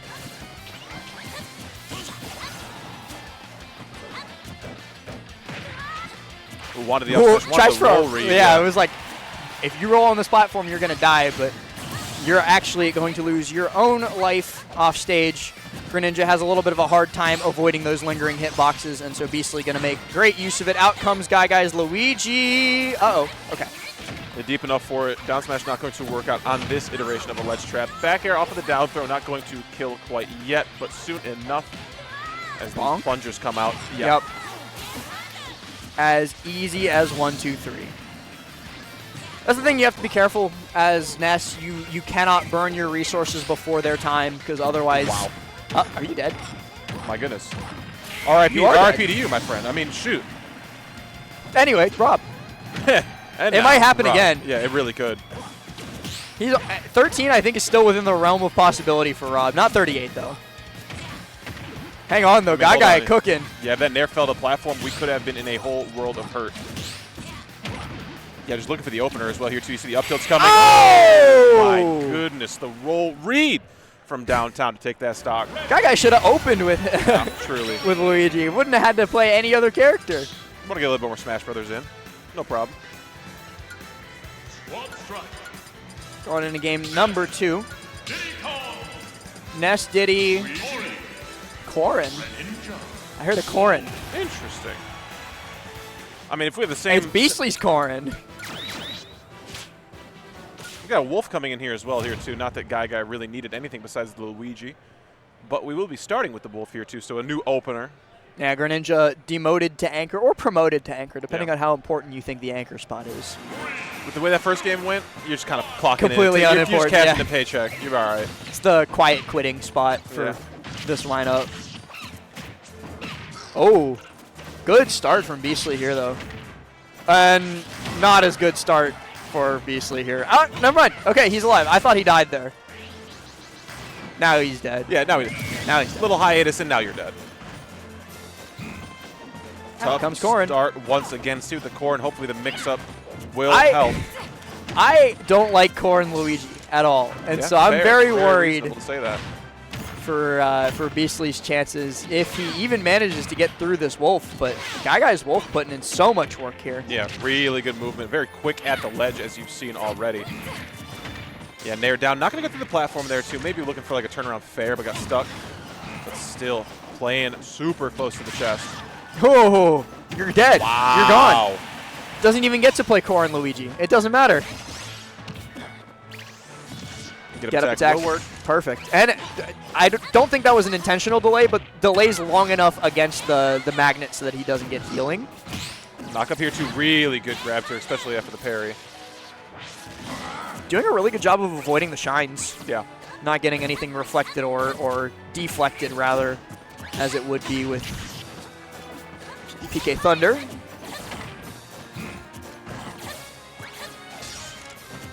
Up and over here, too. Trying to find the fairs on these shield drops. Not going to be the case. Obviously, Beastly going to want to jump out of the shield so much with any of these aerials. But again, Guy realized. Oh, I like that. Footstool up B. Now Beastly starting to get into the danger zone, especially with like stuff like down smash at ledge, which we've seen Guy go for in previous sets. Back throw from Ness, not enough to kill Wolf, but fair off stage will be. It's time. It's Ouija time. Thank goodness you're not at 0%, but the worst percent to be at besides 0 is any other percent versus Luigi. And you're dead. My goodness. It's just that easy sometimes. It is that easy. We're done. Do they know? Are we in best of 5 too? Top 8 top 8. Oh, okay. We're in top 8. Let's go. Let's go. Congratulations to both these players. So it is best of 5. All right, there we go. If I could give Guy one piece of advice, open with Luigi. Yes. Let's see if he goes for it here. No, he's anchoring with Luigi now. This lineup keeps rotating and rotating in terms of order for Guy, and Beastly still trying to find the right combination. And Dr. Mario has been a very popular character today in for these squads. I mean, I'm down. I do love some Dr. Mario, a little guilty pleasure character of mine. But we'll see how he fends off against, Greninja. I mean, last time we doubted both the Doc and the Doc matchup was against Loaf's Pac-Man, which did not go well for Loaf. Jab, not going to get the... I think he was looking for a falling off the ledge with the jab there so that he could run off bear or run off fair, but not going to come to pass. Gets up past the Hydro Pump. Run up shield, too. That's going to be a huge tool in this matchup, as well as down throw, down B. Doc Nato putting in work.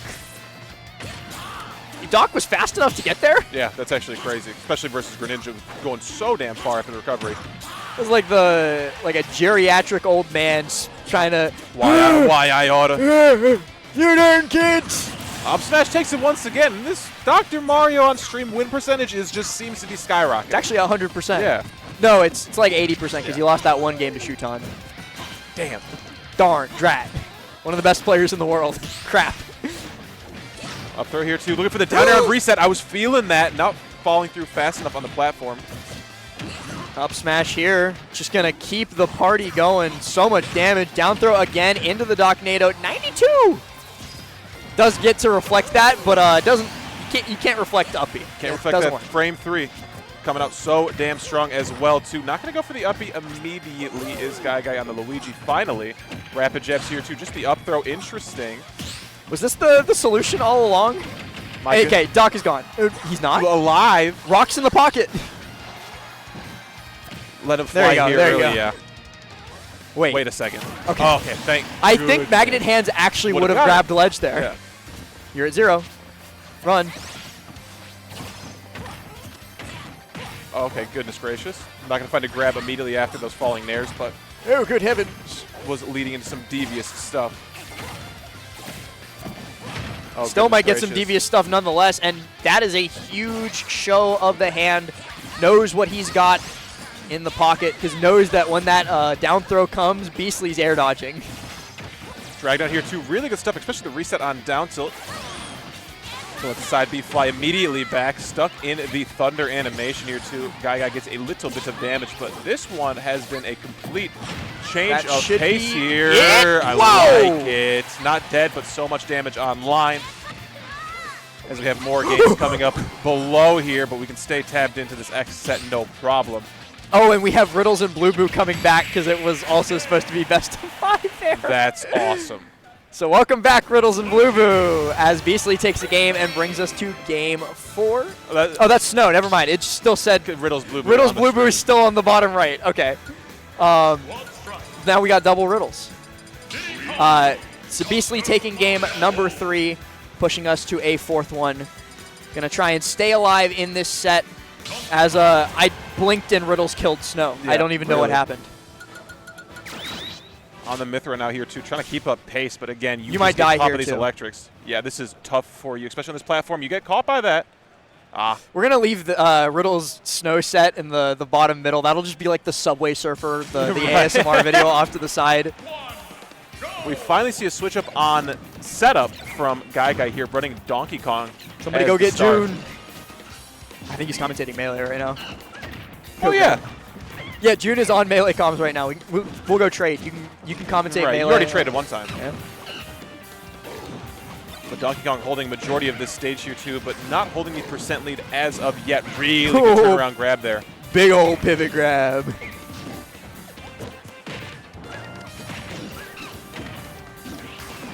Good pressure here too. Not going to get the, B reverse neutral B in the air. Would have set up for so much.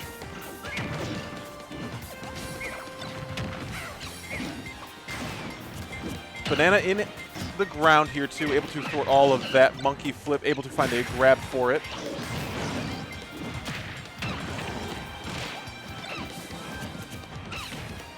Okay, getting a lot of good stuff here for the coverage. Not heavy enough to survive there too. That really good catch on Banana. Caught falling Donkey Kong here, but Wolf has some extra credit to work with. Love the dash up. Yeah, the little mix with the Tomahawk turnaround dash in. No angel drop instead. It all goes wrong. Beastly gets caught by the rising up B.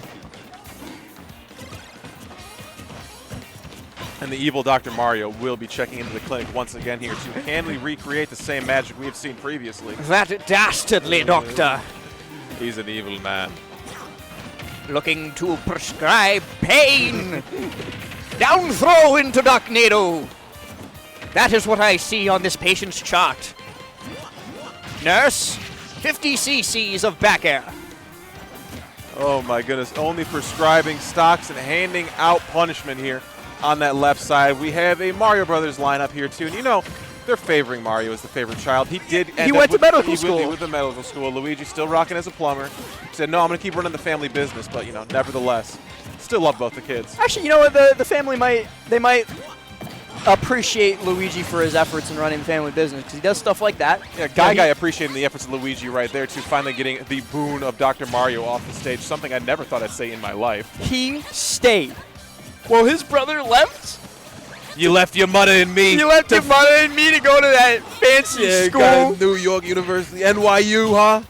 You think you're better than us? You're better than your dear old dad? $86,000 a year for registration. Those books aren't cheap, you know. That doesn't even count the books, and you know it. True. I do know it.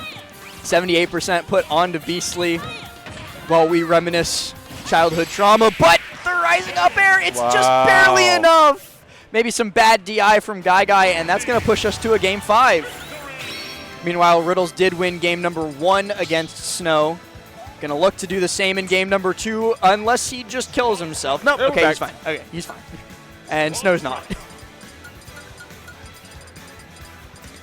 Both players have a random selected first. Do they understand that's the case? They know. Oh, I know they know. No, never mind. That would have been so much cooler. That would have been insane development. I would have given them so much credit. Yeah. I would have. Okay, yeah, just run it off. And also, yep, Riddles just suicide rage driving with the Pyra in hand. Doesn't want to deal with that character. Instead, just pops out to the Ryu for the Captain Falcon finish. Oh, and Snow just cannot land against this Ryu. Dang. Riddles sharking him. Jab, jab. Shoryu, not enough here. Riddle's going to look to close this one out with a down smash. Snow should be able to recover this, but I don't know how much more of this punishment he can take unless Riddles just runs off and dies at 0. That's fine. But Terry, this should be some slight work unless we see an absolutely insane stock coming in from Ooh, and for the first time, finally, Guy starts on Luigi. Yeah.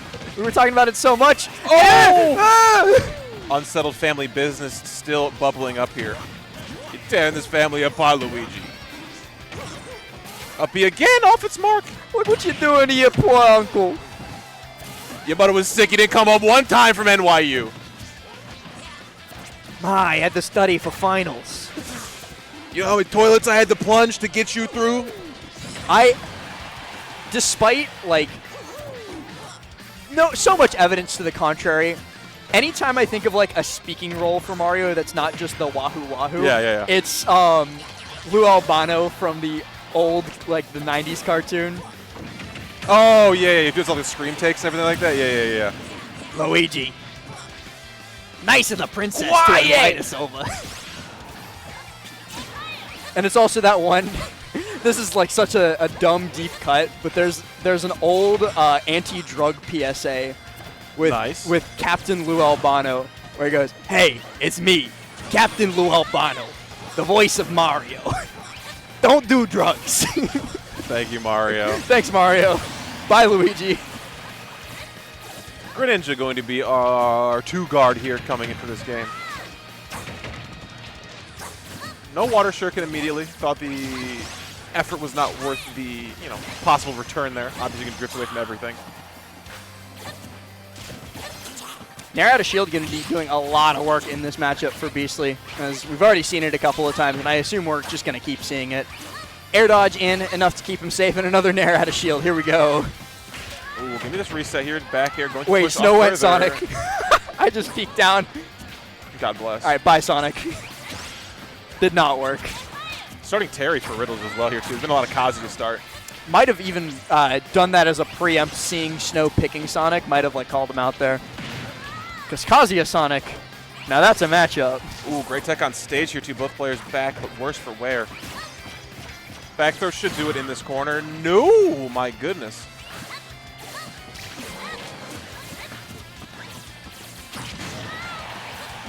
Fair, not quite enough to kill. Both these guys holding on to the second character, second stock for quite some time. Air dodge Not enough to save you when you come above ledge into that fair. Oh, but okay, down tilt up smash immediately upon spawning. Sure. 2-2 is where we find ourselves heading into this last stock. Finding, good openings. Oh, he's the toss going was crazy.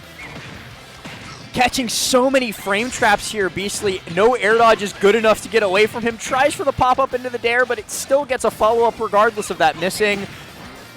Oh, we kind of wanted it, but we had it programmed in our head that we were going to go for the neutral get up. Looking for that Z drop into the back air, but okay. It's Guy's turn for at least a little bit. Down tilt puts him into the corner. Got to be so careful of Wolf's corner options, but you might have, I was going to say might have thrown it all away there, but instead nothing comes of it. Oh, landing on banana there too, but nothing comes of that either. Both players need to find their opening. Barrels, hello! Oh my gosh. Bear would do it. Bear. Oh, down smash on the no-tech. What a find from Guy taking the set, and what Beastly almost had the reverse 3-0 in. What a big clutch from Guy. So well played at the 11th hour. Great stuff to him. Gonna knock Beastly out of this bracket. Moving on. And we have potentially the final game of Snow's run in the bracket now to hop to. Riddles still holding on to this Ryu stock at 145, getting every ounce of extra credit available. This guy is a teacher's pet for sure. Scouting very heavily, these high percents will lead to so much greater knockback, especially if he gets something with Ryu. I was talking about extra credit. He might just get the whole graduation before the midterms. Maybe not. Never mind. Sure, you're a little bit ill-advised, especially the true input with the slightly slower fall. Going to give Snow plenty of time to charge up that up smash. But out come Kazuya, and Kazuya Mario, another matchup where you have to get close to the big scary devil man. Oh, the roll-in was needed there for Snow. Not going to find a grab after the short up back air. Got the weak hit. What you doing? I think that these dragon uppercuts are actually misinput electrics. Oh my goodness gracious. Morty! Oh my gosh! That up frame 5? 4? 5? Yeah. It's such a crazy combo breaker. And speaking of a combo breaking option, the armor on that down B coming up huge. But since it's not the rage version, not quite enough to KO Snow.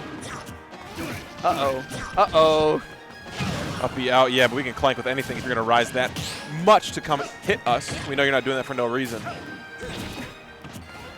I don't know what's going to happen here. Both these guys capable of killing, like now. Down throw? Yeah. Down throw, run off fair? No, not quite. What kill screen is that? I think that was up air. I think that was up air as well. I think that was weird playing. The startup animation of up air. Yeah, like the perceived weakness of Kazuya up air, of course, being that he's got that frame 7 jump squat. Yeah. So he shouldn't be able to do the up air until frame 11. However, if you're comboing him, surprise, surprise, he doesn't need to jump. It's a platform fighter. You find yourself in the air quite a lot. Flick up on that yellow stick, and that's going to be Riddles knocking Snow out 3-0. But Snow putting up a darn good fight there at the very end. Truly. And okay, we are being informed that we have a couple minutes to kill. We have one more losers quarters match that's going to be put on this stream here. So we can talk about all the amazing action that we're seeing at Riptide 2024 this year. Ooh, we might get Chase Riddles. That'd be really fun. Two players that know each other extremely well. Extremely well. They fight each other in bracket all the time. But in the meantime, while we wait for that set to be ready, thank you guys for tuning in. This is only day 1 of Riptide 2024. We've got so much action to be had throughout the weekend. It's the surprise P tier that nobody saw coming. I saw it coming. I always knew. Okay, yeah, I mean, you're a smart guy. You could read the tea leaves and see what was going on as soon as a couple players registered. I dealt my tarot cards back in June. That's why I signed Upside down magician, yeah. Signed on for commentary so early for this event because I knew. Always such a good time. Do you have any predictions you want to throw out before singles get started? Do you want to be the guy who said it before it even happened? DeBuzz is going to go 0-2. Respect. I think me personally. Oh, fair enough. Not coming. I think Riddle's criminally underseeded. I agree. I think Riddle's like what, 19 seed, 18 Riddle's had seed? a bad supernova, and the seeders were like, actually, you're trash now. You're trash now. Yeah. He didn't even lose to anybody that crazy at supernova either. He lost. Just bad placement, bad number. Bad placement, bad number. Yeah. However, happy 19th seed, sir.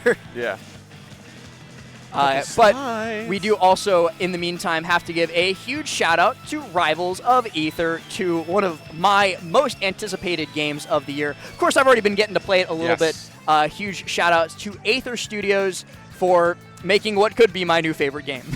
It is the future of platform fighters. It'll be coming out later this year, and if you want to make sure that you get in on the ground floor, make sure you wishlist on Steam, www.rivals2.com. There's so much fun action. And also make sure you tune in for the Rivals 2 bracket this weekend. We've got some of the biggest beta grinders showing up and showing out for Riptide this year. It is going to be the highest level demonstration of Rivals 2 possible.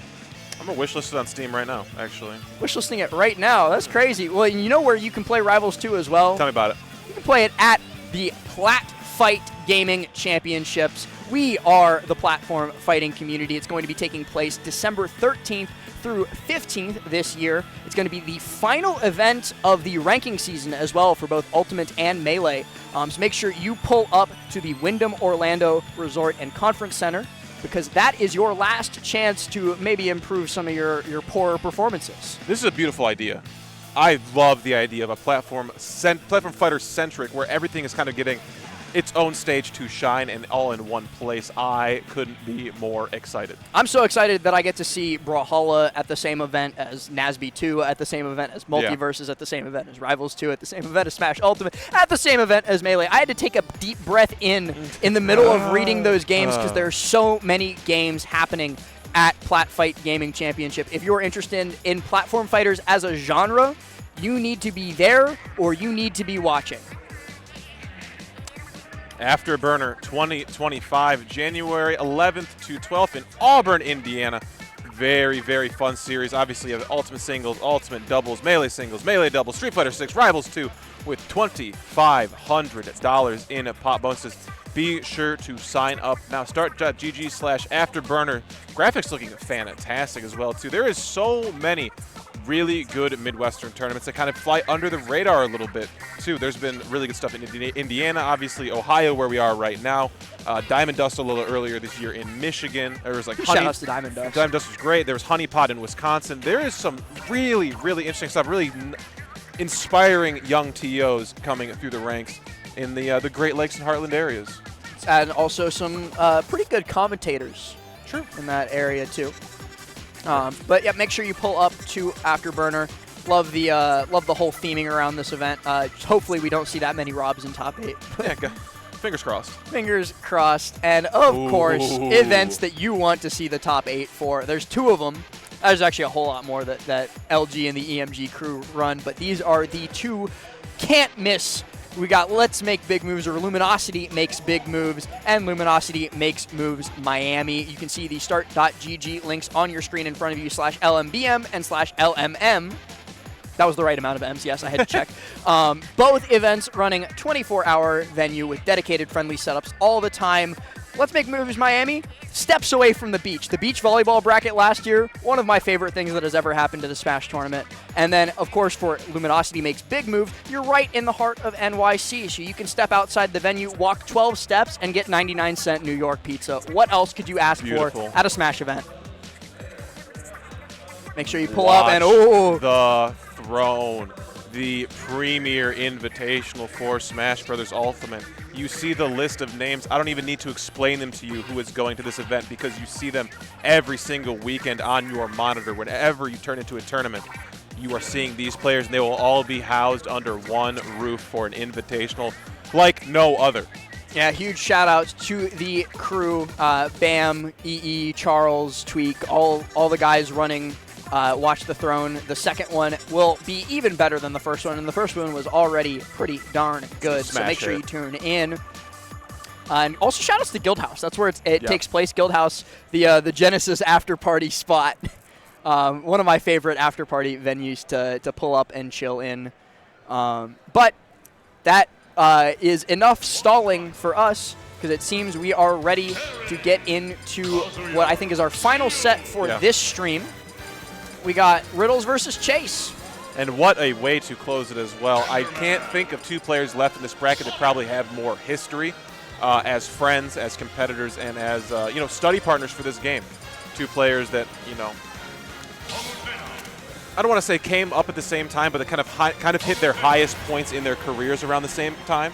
Whereas Chase has been really hitting like some deep top 16s, some deep top 8s. Riddles has really been establishing as someone who wins damn near every tournament that they can enter. Going to be running, starting off with Sonic Kazuya, though. And that is a little bit unfortunate for Riddles in the draw of the roster order in game number 1, because the way that Chase's Sonic was playing earlier, especially against Ashimo, it very well could mean that Riddles doesn't get to use Kazuya in this set, but gets that electric off, gets that reset off the down tilt, the crouching low. Wow. But all right, not quite enough to continue it. Still, even getting 66% on Sonic as Kazuya is an achievement. It's a win. That's something to write home about. But percent is not too expensive here for Chase either, adding 77 already as this edge guard continues. No up B trap immediately, went down a little deeper, wanted a fair or something. Whoa. Not quite able to connect into the up smash. Chase just like SDIing out like his life depends on it. It truly did. It actually did, but you can't get out of that one. Electric up B, and I eat my words about the Kazuya being a throwaway. Yeah, getting really good mileage out of it here too. But again, that's a very high ceiling, very low floor in that matchup. If you lose the lead, even in squad strike, it can be tough sledding. Well, bye Kazuya. Oh wait, what a good air dodge up high, and then I was still right. Yeah. It's okay. It was a great high air dodge though. I got to give Riddle so much credit for that. But now the Steve that gave Ashimo so much trouble is doing it to Riddles too. Yeah. Bye bye. We are left on the Terry. We are going to have to make this work, but honestly, the character I'd most expect to see in the point, because obviously that go meter can do some crazy stuff, and obviously you can use it for both stocks, and you realize you're already at last here. Nothing left in the tank. You got to let it all out here. Oh, able to SDI out of the jab power dunk, and now just taking the dog for a walk. Good maneuvering to get that back air. Looking for the neutral B. Not going to happen. I like the F throw here. A lot of the time you would see against any other character, Terry would up throw there to try and shark with up air up B. Yeah. But you don't want to be underneath Steve, actually, so get him out of here. Auto cancel power dunk, still not enough to get in. Might be dead here though, especially because it's off the platform. And yeah, okay, the menace is gone, but Riddles is already up at 77% against Chase's best character, the anchor. And this is actually the first time I've seen the anchor from Chase truly in the squads bracket. One of the few times Chase has been pushed to final character here. But again, go meter online. Still not too much percent to work with here for Riddles, but we can get this to 40, 50 and find the right position. We will be all right. Could all start up here too. Trade's going to work out there for Chase. Chase got to be real careful if he's in the corner too, because those go options could quickly close this game out. Back throw here, yeah, going to set up for a ledge trap. And okay, it's just the F tilt. Not able to kill, but I actually really liked Chase's idea there as he connects with the down air for the stock. Chase's idea there was he set up at roll distance, turned his back to Riddles so that Riddles would be in his head go, okay, I can't jump because he's covering me with back air, so I have to neutral get up or get up attack or roll, all of which would have been covered by Chase in a split-second reaction. So he's kind of like showing his hand early but falsely in order to eliminate one option from Riddles' mind. A bit of a bluff, perhaps. A little bit of a bluff. Switching out here. Riddles for the point, potentially. We were Probably talking about the Roy earlier. Yeah, gonna bring in Roy, I think, definitely to have a little bit less trouble dealing with the Sonic and the Steve. Probably gonna start Roy too, if I had to guess, because that's the character here that does the best against all. No, it's still Kazuya to start. I'm very wrong. Never mind. Roy taking in the reuse spot, which I do not blame. That character did not seem to have any answers, and Sonic will be put away as the middle character here, not running the show to start. I mean, if you just like rearrange the letters of reuse slightly and change one of them, then it's Roy. Very good. Very good. And Chase doing very good right now to open up this game. See ya. Off the corner there, too. The DI looked fantastic, but still not enough to stay alive here. Working on another 0 to death as we find these short out falling up airs to finally add something in the win column. He can fair through that for a spike to set up for a combo, huh? Your combo, my combo. Mikasa, Sukasa. I'll be out immediately on that platform. Not many places to run there if you are Chase. Chase too quick with those turnaround F-tilts to pop up. Roy not quite boxed out by that, but that was a very dangerous spot to be put in. And Chase starting on this Steve now for a reason, but gets caught rolling, and he's still alive. Wow, that's crazy. He did die there. Coast to coast, even then, I still would have expected it to KO. Oh, and Riddles' opportunity has fallen by the wayside. Up throw here will kill. On the Terry once again, has to do all of the work. Has to 3-stock him, that's it. Uppy will work. Give me that input. Will take it off the top. Now Sonic is the play. My goodness, it doesn't get any easier. It will not get easier until the game is over or the set is over. And then it'll just start all up again. You mean we got tomorrow? Nair F tilt, or Nair side beat rather. Ooh, not gonna get anything off the shield flank here too. Just gonna let the jabs fly. Yeah, I guess is wrong at where homing attack's gonna send out. And Chase's SDI on these jabs have been crazy. This time though, Riddles manages to connect it, and actually, hang on, 10%, that's it. This is very doable all of a sudden. Air dodge going to be caught here for sure, especially the jump reset on platform. I should just stop saying that things are doable, because as soon as I do, Riddles gets caught in the blender. Ooh, really good down tilt. Oh, that should be it. Yep. Yeah, there's no way for Terry to get around that on even like a semi-competent Palutena. And Chase is a lot more than semi-competent with this character.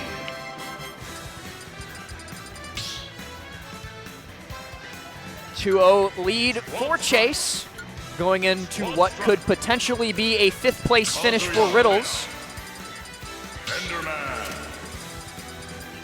Rob? No, okay, he was Chase, buddy. Where are we going here? Chase hovering some weird characters, but okay, instead sticks with the Sonic for his opener, and Riddles dropping the Roy for a Ken this time around. So the Ryu didn't work, the Roy didn't work. We'll see if the Ken can. I'm curious as to see what Riddles' lineup will be, because the Kazuya going first was disastrous for him last game. Steve will be our point guard. I do not like this. No, this is a tough one. Kazuya is just going to get 0 to death again. Yeah. Or Kazuya will 0 to death. We can play the coin flip. Riddles lost it the first 2 games, so maybe, hey. It's a very weighted coin, though, because Steve has a lot more chances. Loaded dice for sure in the hands of Chase here, too. Seems to be throwing nothing but 7s, and Riddles keeps betting pass. Oh, all right. Great cross-up by Riddles. Guessing correctly that Chase would try to grab there. Looks for the electric, but instead he's getting dog walked again. But that SDI! Yeah, that was not. You saw him like vibrate his way through Chase, and he gets first stock. The coin finally lands on heads here for Riddles, where we find an advantage here on this Kazuya, and your reward for that is going up against the Sonic. Hey, he beat the Sonic out in game number 1, tries for the Hypno Fist, but instead Riddles manages to jump straight past him into the Rage Drive for a whole lot of damage, 78 on him, and clanks out the spin charge with the jab. Spin dash would have won there, but instead, because it was spin charge, Chase gets put in a bad spot. Oh. Laser up top here too. Great tracing there off stage. Going to be a really hard spot for Chase to come back from. In fact, couldn't. Changing tides here could be what we need to see for Riddles. Down throw, yeah. back air, no. Wow, Ooh, and even tries for that. This could be Riddles. Wow, what a call. I was expecting the electric into double nair for the spike hit boxes, but instead he goes for, I think that's back heavy. I don't remember the name of that kick. There's too many moves on this character. And see ya! Oh, yeah, nothing doing there. Riddles finally on the board, an emphatic win. The coin landed on heads 3 times. Thank goodness.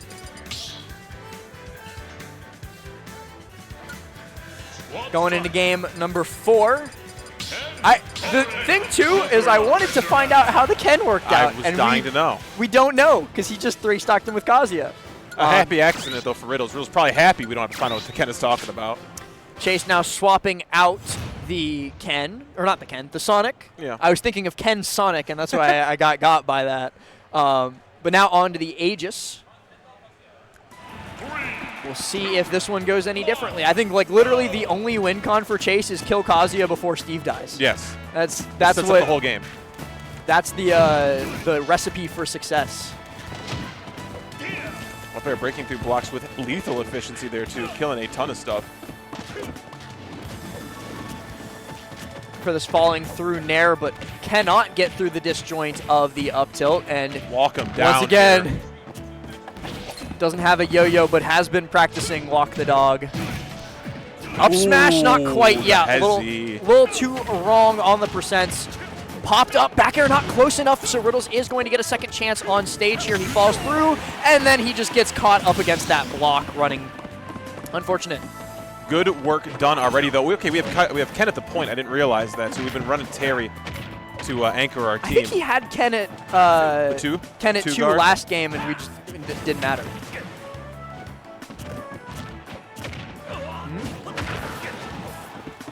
Every single hit from this diamond pickaxe is so disastrous for Riddles. Back throw, huge. S-Smash. Trying to get that hitbox extension off of the crafting table. Instead gets caught standing on that block a little bit too long by the power dunk. Forced to jump to that platform here too. Gives Chase a ton of time to set up in this corner. Got scooped even through the spot. Dodge roll on platform. Ill-advised. You will die. Man. Yeah, all right, cool. Yeah. Wrap it up, Dan. Wrap it up, Dan. Finally, enough of the Steve. But Riddle's got to do it all. It's taking ages forever to load. That's my favorite Squad Strike thing. Is the farther down the roster they are, the longer they take to load. And it's even longer for Pirate and Mithra because there's 2 of them. It has to load both character renders. PTL has some issues as well there too. Yeah. Icy's isn't quite as long, but Aegis is the biggest offender. Is rendering both of them. Coverage here too. Sticks to the platform. Slow game being taken for sure from Riddles already. Oh, foresight going to lead into so much damage. That's a very scary thing for Ken to deal with too, because he does not have a lot of multi-hits. Yeah. Actually, he has no multi-hits except Tatsu, and he's not even going to get the chance to use it as that Shoryu goes above the ledge and down to the blast zone. Pyrodare, more than enough to extend and close it. Chase, 3-1, going to be moving on to loser semis, knocking Riddles out of the bracket at 4th place. Solid showing for sure. We were talking about earlier, Chase seems to be just made in a lab to be a Squad Strike demon, and that is showing true thus far. Yeah, very heavy favorite to win this whole thing. And again, I still don't know who put him in losers. I'm going to see if the bracket has updated for... Apparently that wasn't our last set either. Fair enough. We can run that. So the person who put Chase in losers was Hurt. It was 3-2. I wonder what the Hurt lineup is. Hurt lineup was Snake, Steve, Sonic when I was watching him play in pools. All right. Don't want to see that. We're all good. That can stay on winner's side. That's in winner's side. Yeah, winner's finals is Shuton Hurt. And then our last set for this stream over here is actually going to be Mia versus Guy. So Mia, the most terrifying roster that we were talking about a little bit earlier, was running the Steve Rob Game & Watch that we had to bear witness worst to. Nightmare. Yeah. Laying my eyes on it made me want to burn my eyes. Actual burn my flashbang. Yeah. But was sent down to losers 3-0 by Shuton. Okay. And we were talking about it a little bit earlier. If I had to put like money on who the best Squad Strike player in the world was, like a Squad Strike bracket of the entire like Lumia Rank top 100, and I had to bet on it, I would bet on Shuton. Fair enough. And that's safe money. Yeah, okay, Hurt Shuton winners finals. Getting that soon enough. Yeah, that'll be over on the mainstream. I see Austin and I can't Excelsior. I can't see him through Austin. Yeah.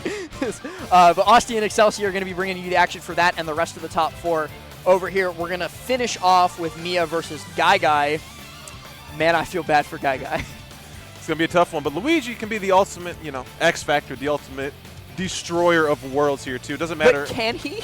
I think so. I truly can. Against this roster? I mean, we can find some crazy stuff. I have no doubt in my mind that Guy can have any.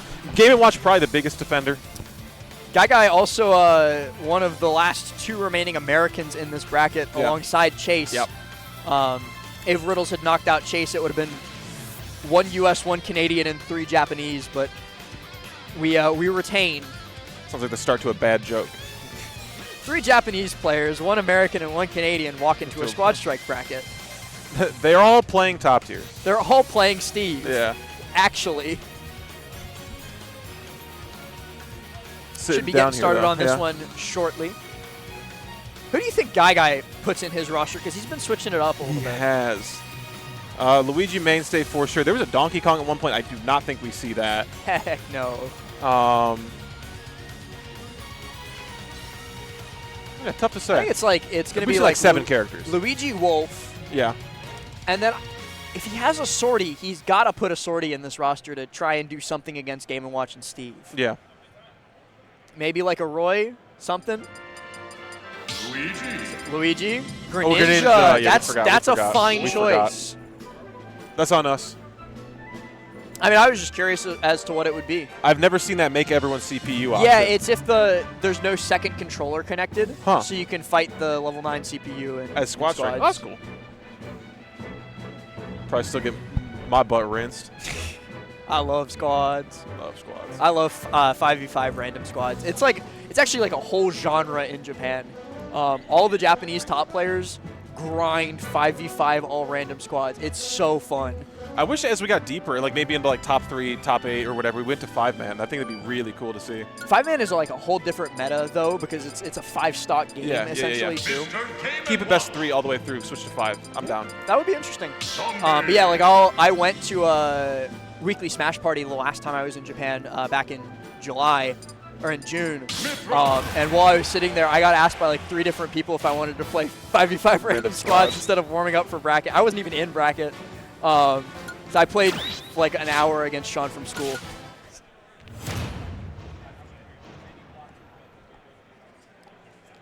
As we get geared up to our final set here on this stream. Ooh, and Mia swapped out the 3rd terror for a 4th terror.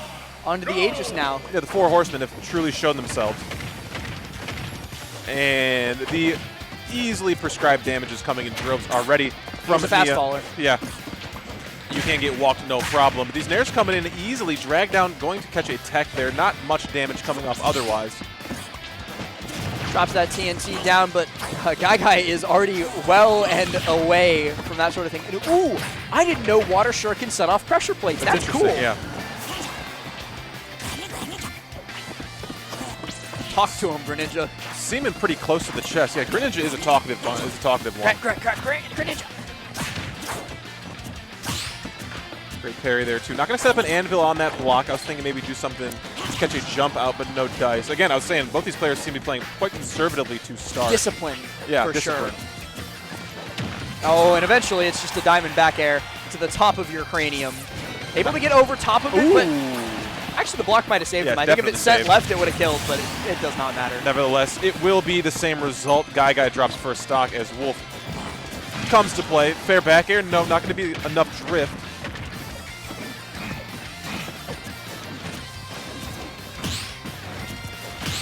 Ooh, another parry off of that. Just going to use that as an opportunity for a whole lot more damage.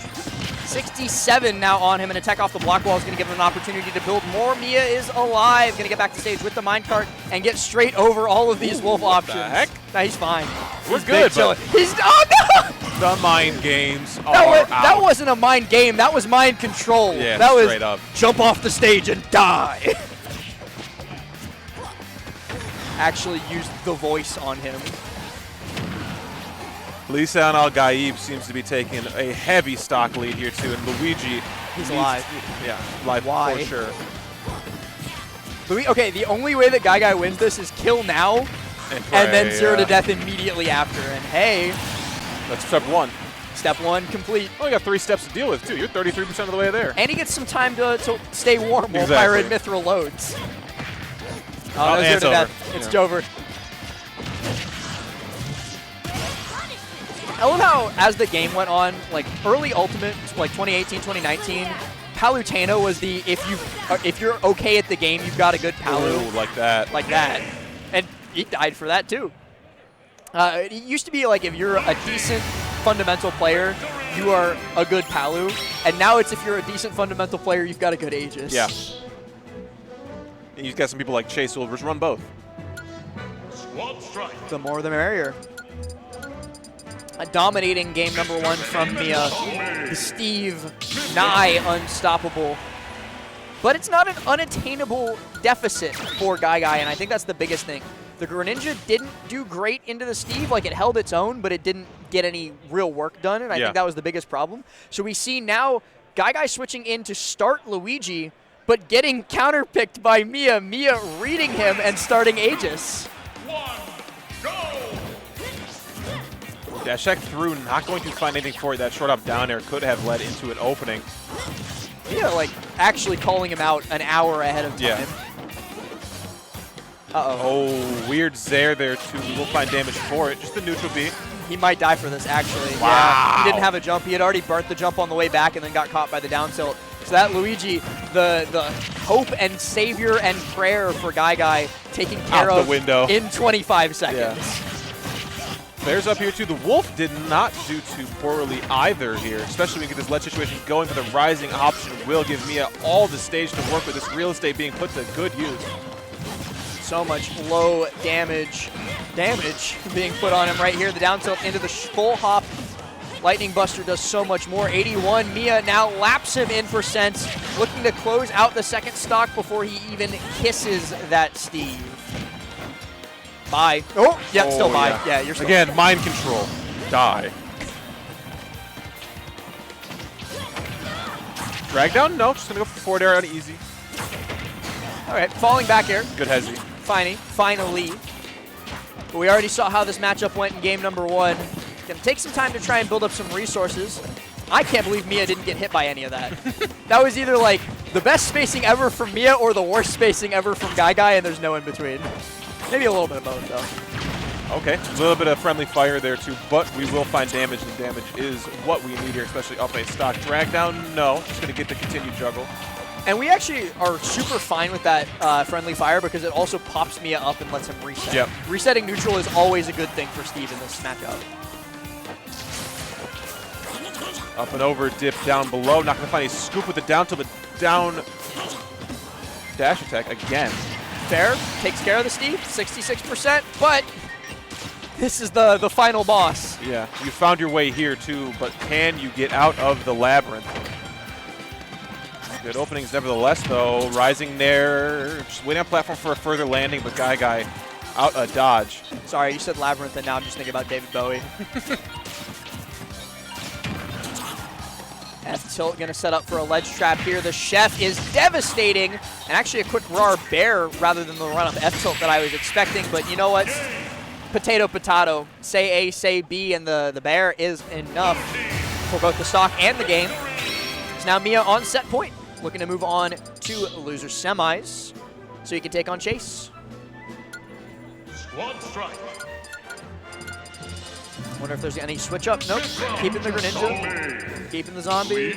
Yeah, everything's the Keeping same. it calm, keeping it all even things keeled. equal. Yeah, as it should be.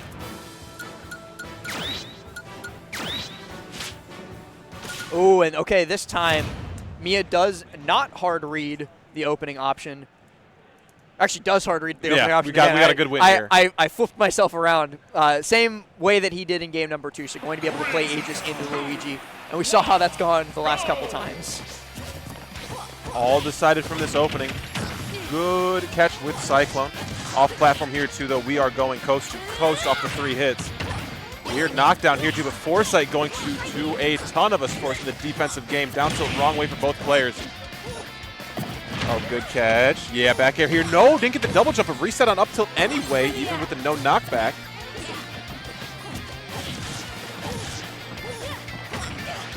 Knockdown here too. Looking for neutral, get up attack was the option. Oh, Dare not quite going to catch him, but still able to position himself for the grab on the neutral. Get up, tries to get him with Chroma Dust. Thought we see Lightning Nova there, did not happen. But it might have sent a little too low for Mia to recover. Ooh, up tilt. Actually not enough to KO. I thought it would have. Mia's so hard to get past at the ledge. It doesn't matter what. Like, some people might think that, like, oh, it's just Game & Watch. He's got like a billion hitboxes and they're all frame 1. Yeah. But it's actually just like he's insane at the ledge. I guess him doing it with Aegis 2 isn't helping that case because she also has a billion hitboxes that are all frame 1. But trust me, guys, Mia's good. I promise. I promise. You see all these characters, they're all running. I don't care if they're all top tiers. He's just smart. Yeah. If you're trying to take this game seriously, pick a top tier. Or don't. That's okay. Pick a top tier. I'll love you anyway. Script might not. Too old to be picking low tiers around here, too, and I think Mia's getting a little bit ahead of the game on that one as Wolf Flash comes in, clears out all the space necessary, but not able to find a meaningful hitbox. Wow. No! Guy tried to game him, cheese him with the high up B. He is going to be able to connect into the forward air to get rid of this Aegis, but so much damage was done on the opening. Out comes Steve. Detonating that wall, though. Solid early damage. Get through all Solid of this. middle damage, too. Yeah.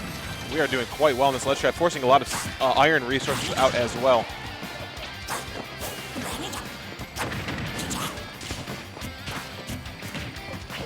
Oh, yeah. Wanted to catch a jump there after the first hit and low percent. Not going to be the case, falling straight to the ground. Guy in a world of hurt here, too, though. Love the double jump away, but Mia's still able to capitalize. Looking for the fair, but not quite going to find it. 105 on Steve, though. The Greninja's working out a lot better against the Steve in the last 2 games compared to how it did in the first, but it is also still Steve. You might have a random back air or a random F smash or something that is diamond encrusted in your near future. No reason to try to hold it for another stock because there ain't one, too, so. Oh, diamonds are out. Just barely surviving even that. Oh, no. Okay. Whew.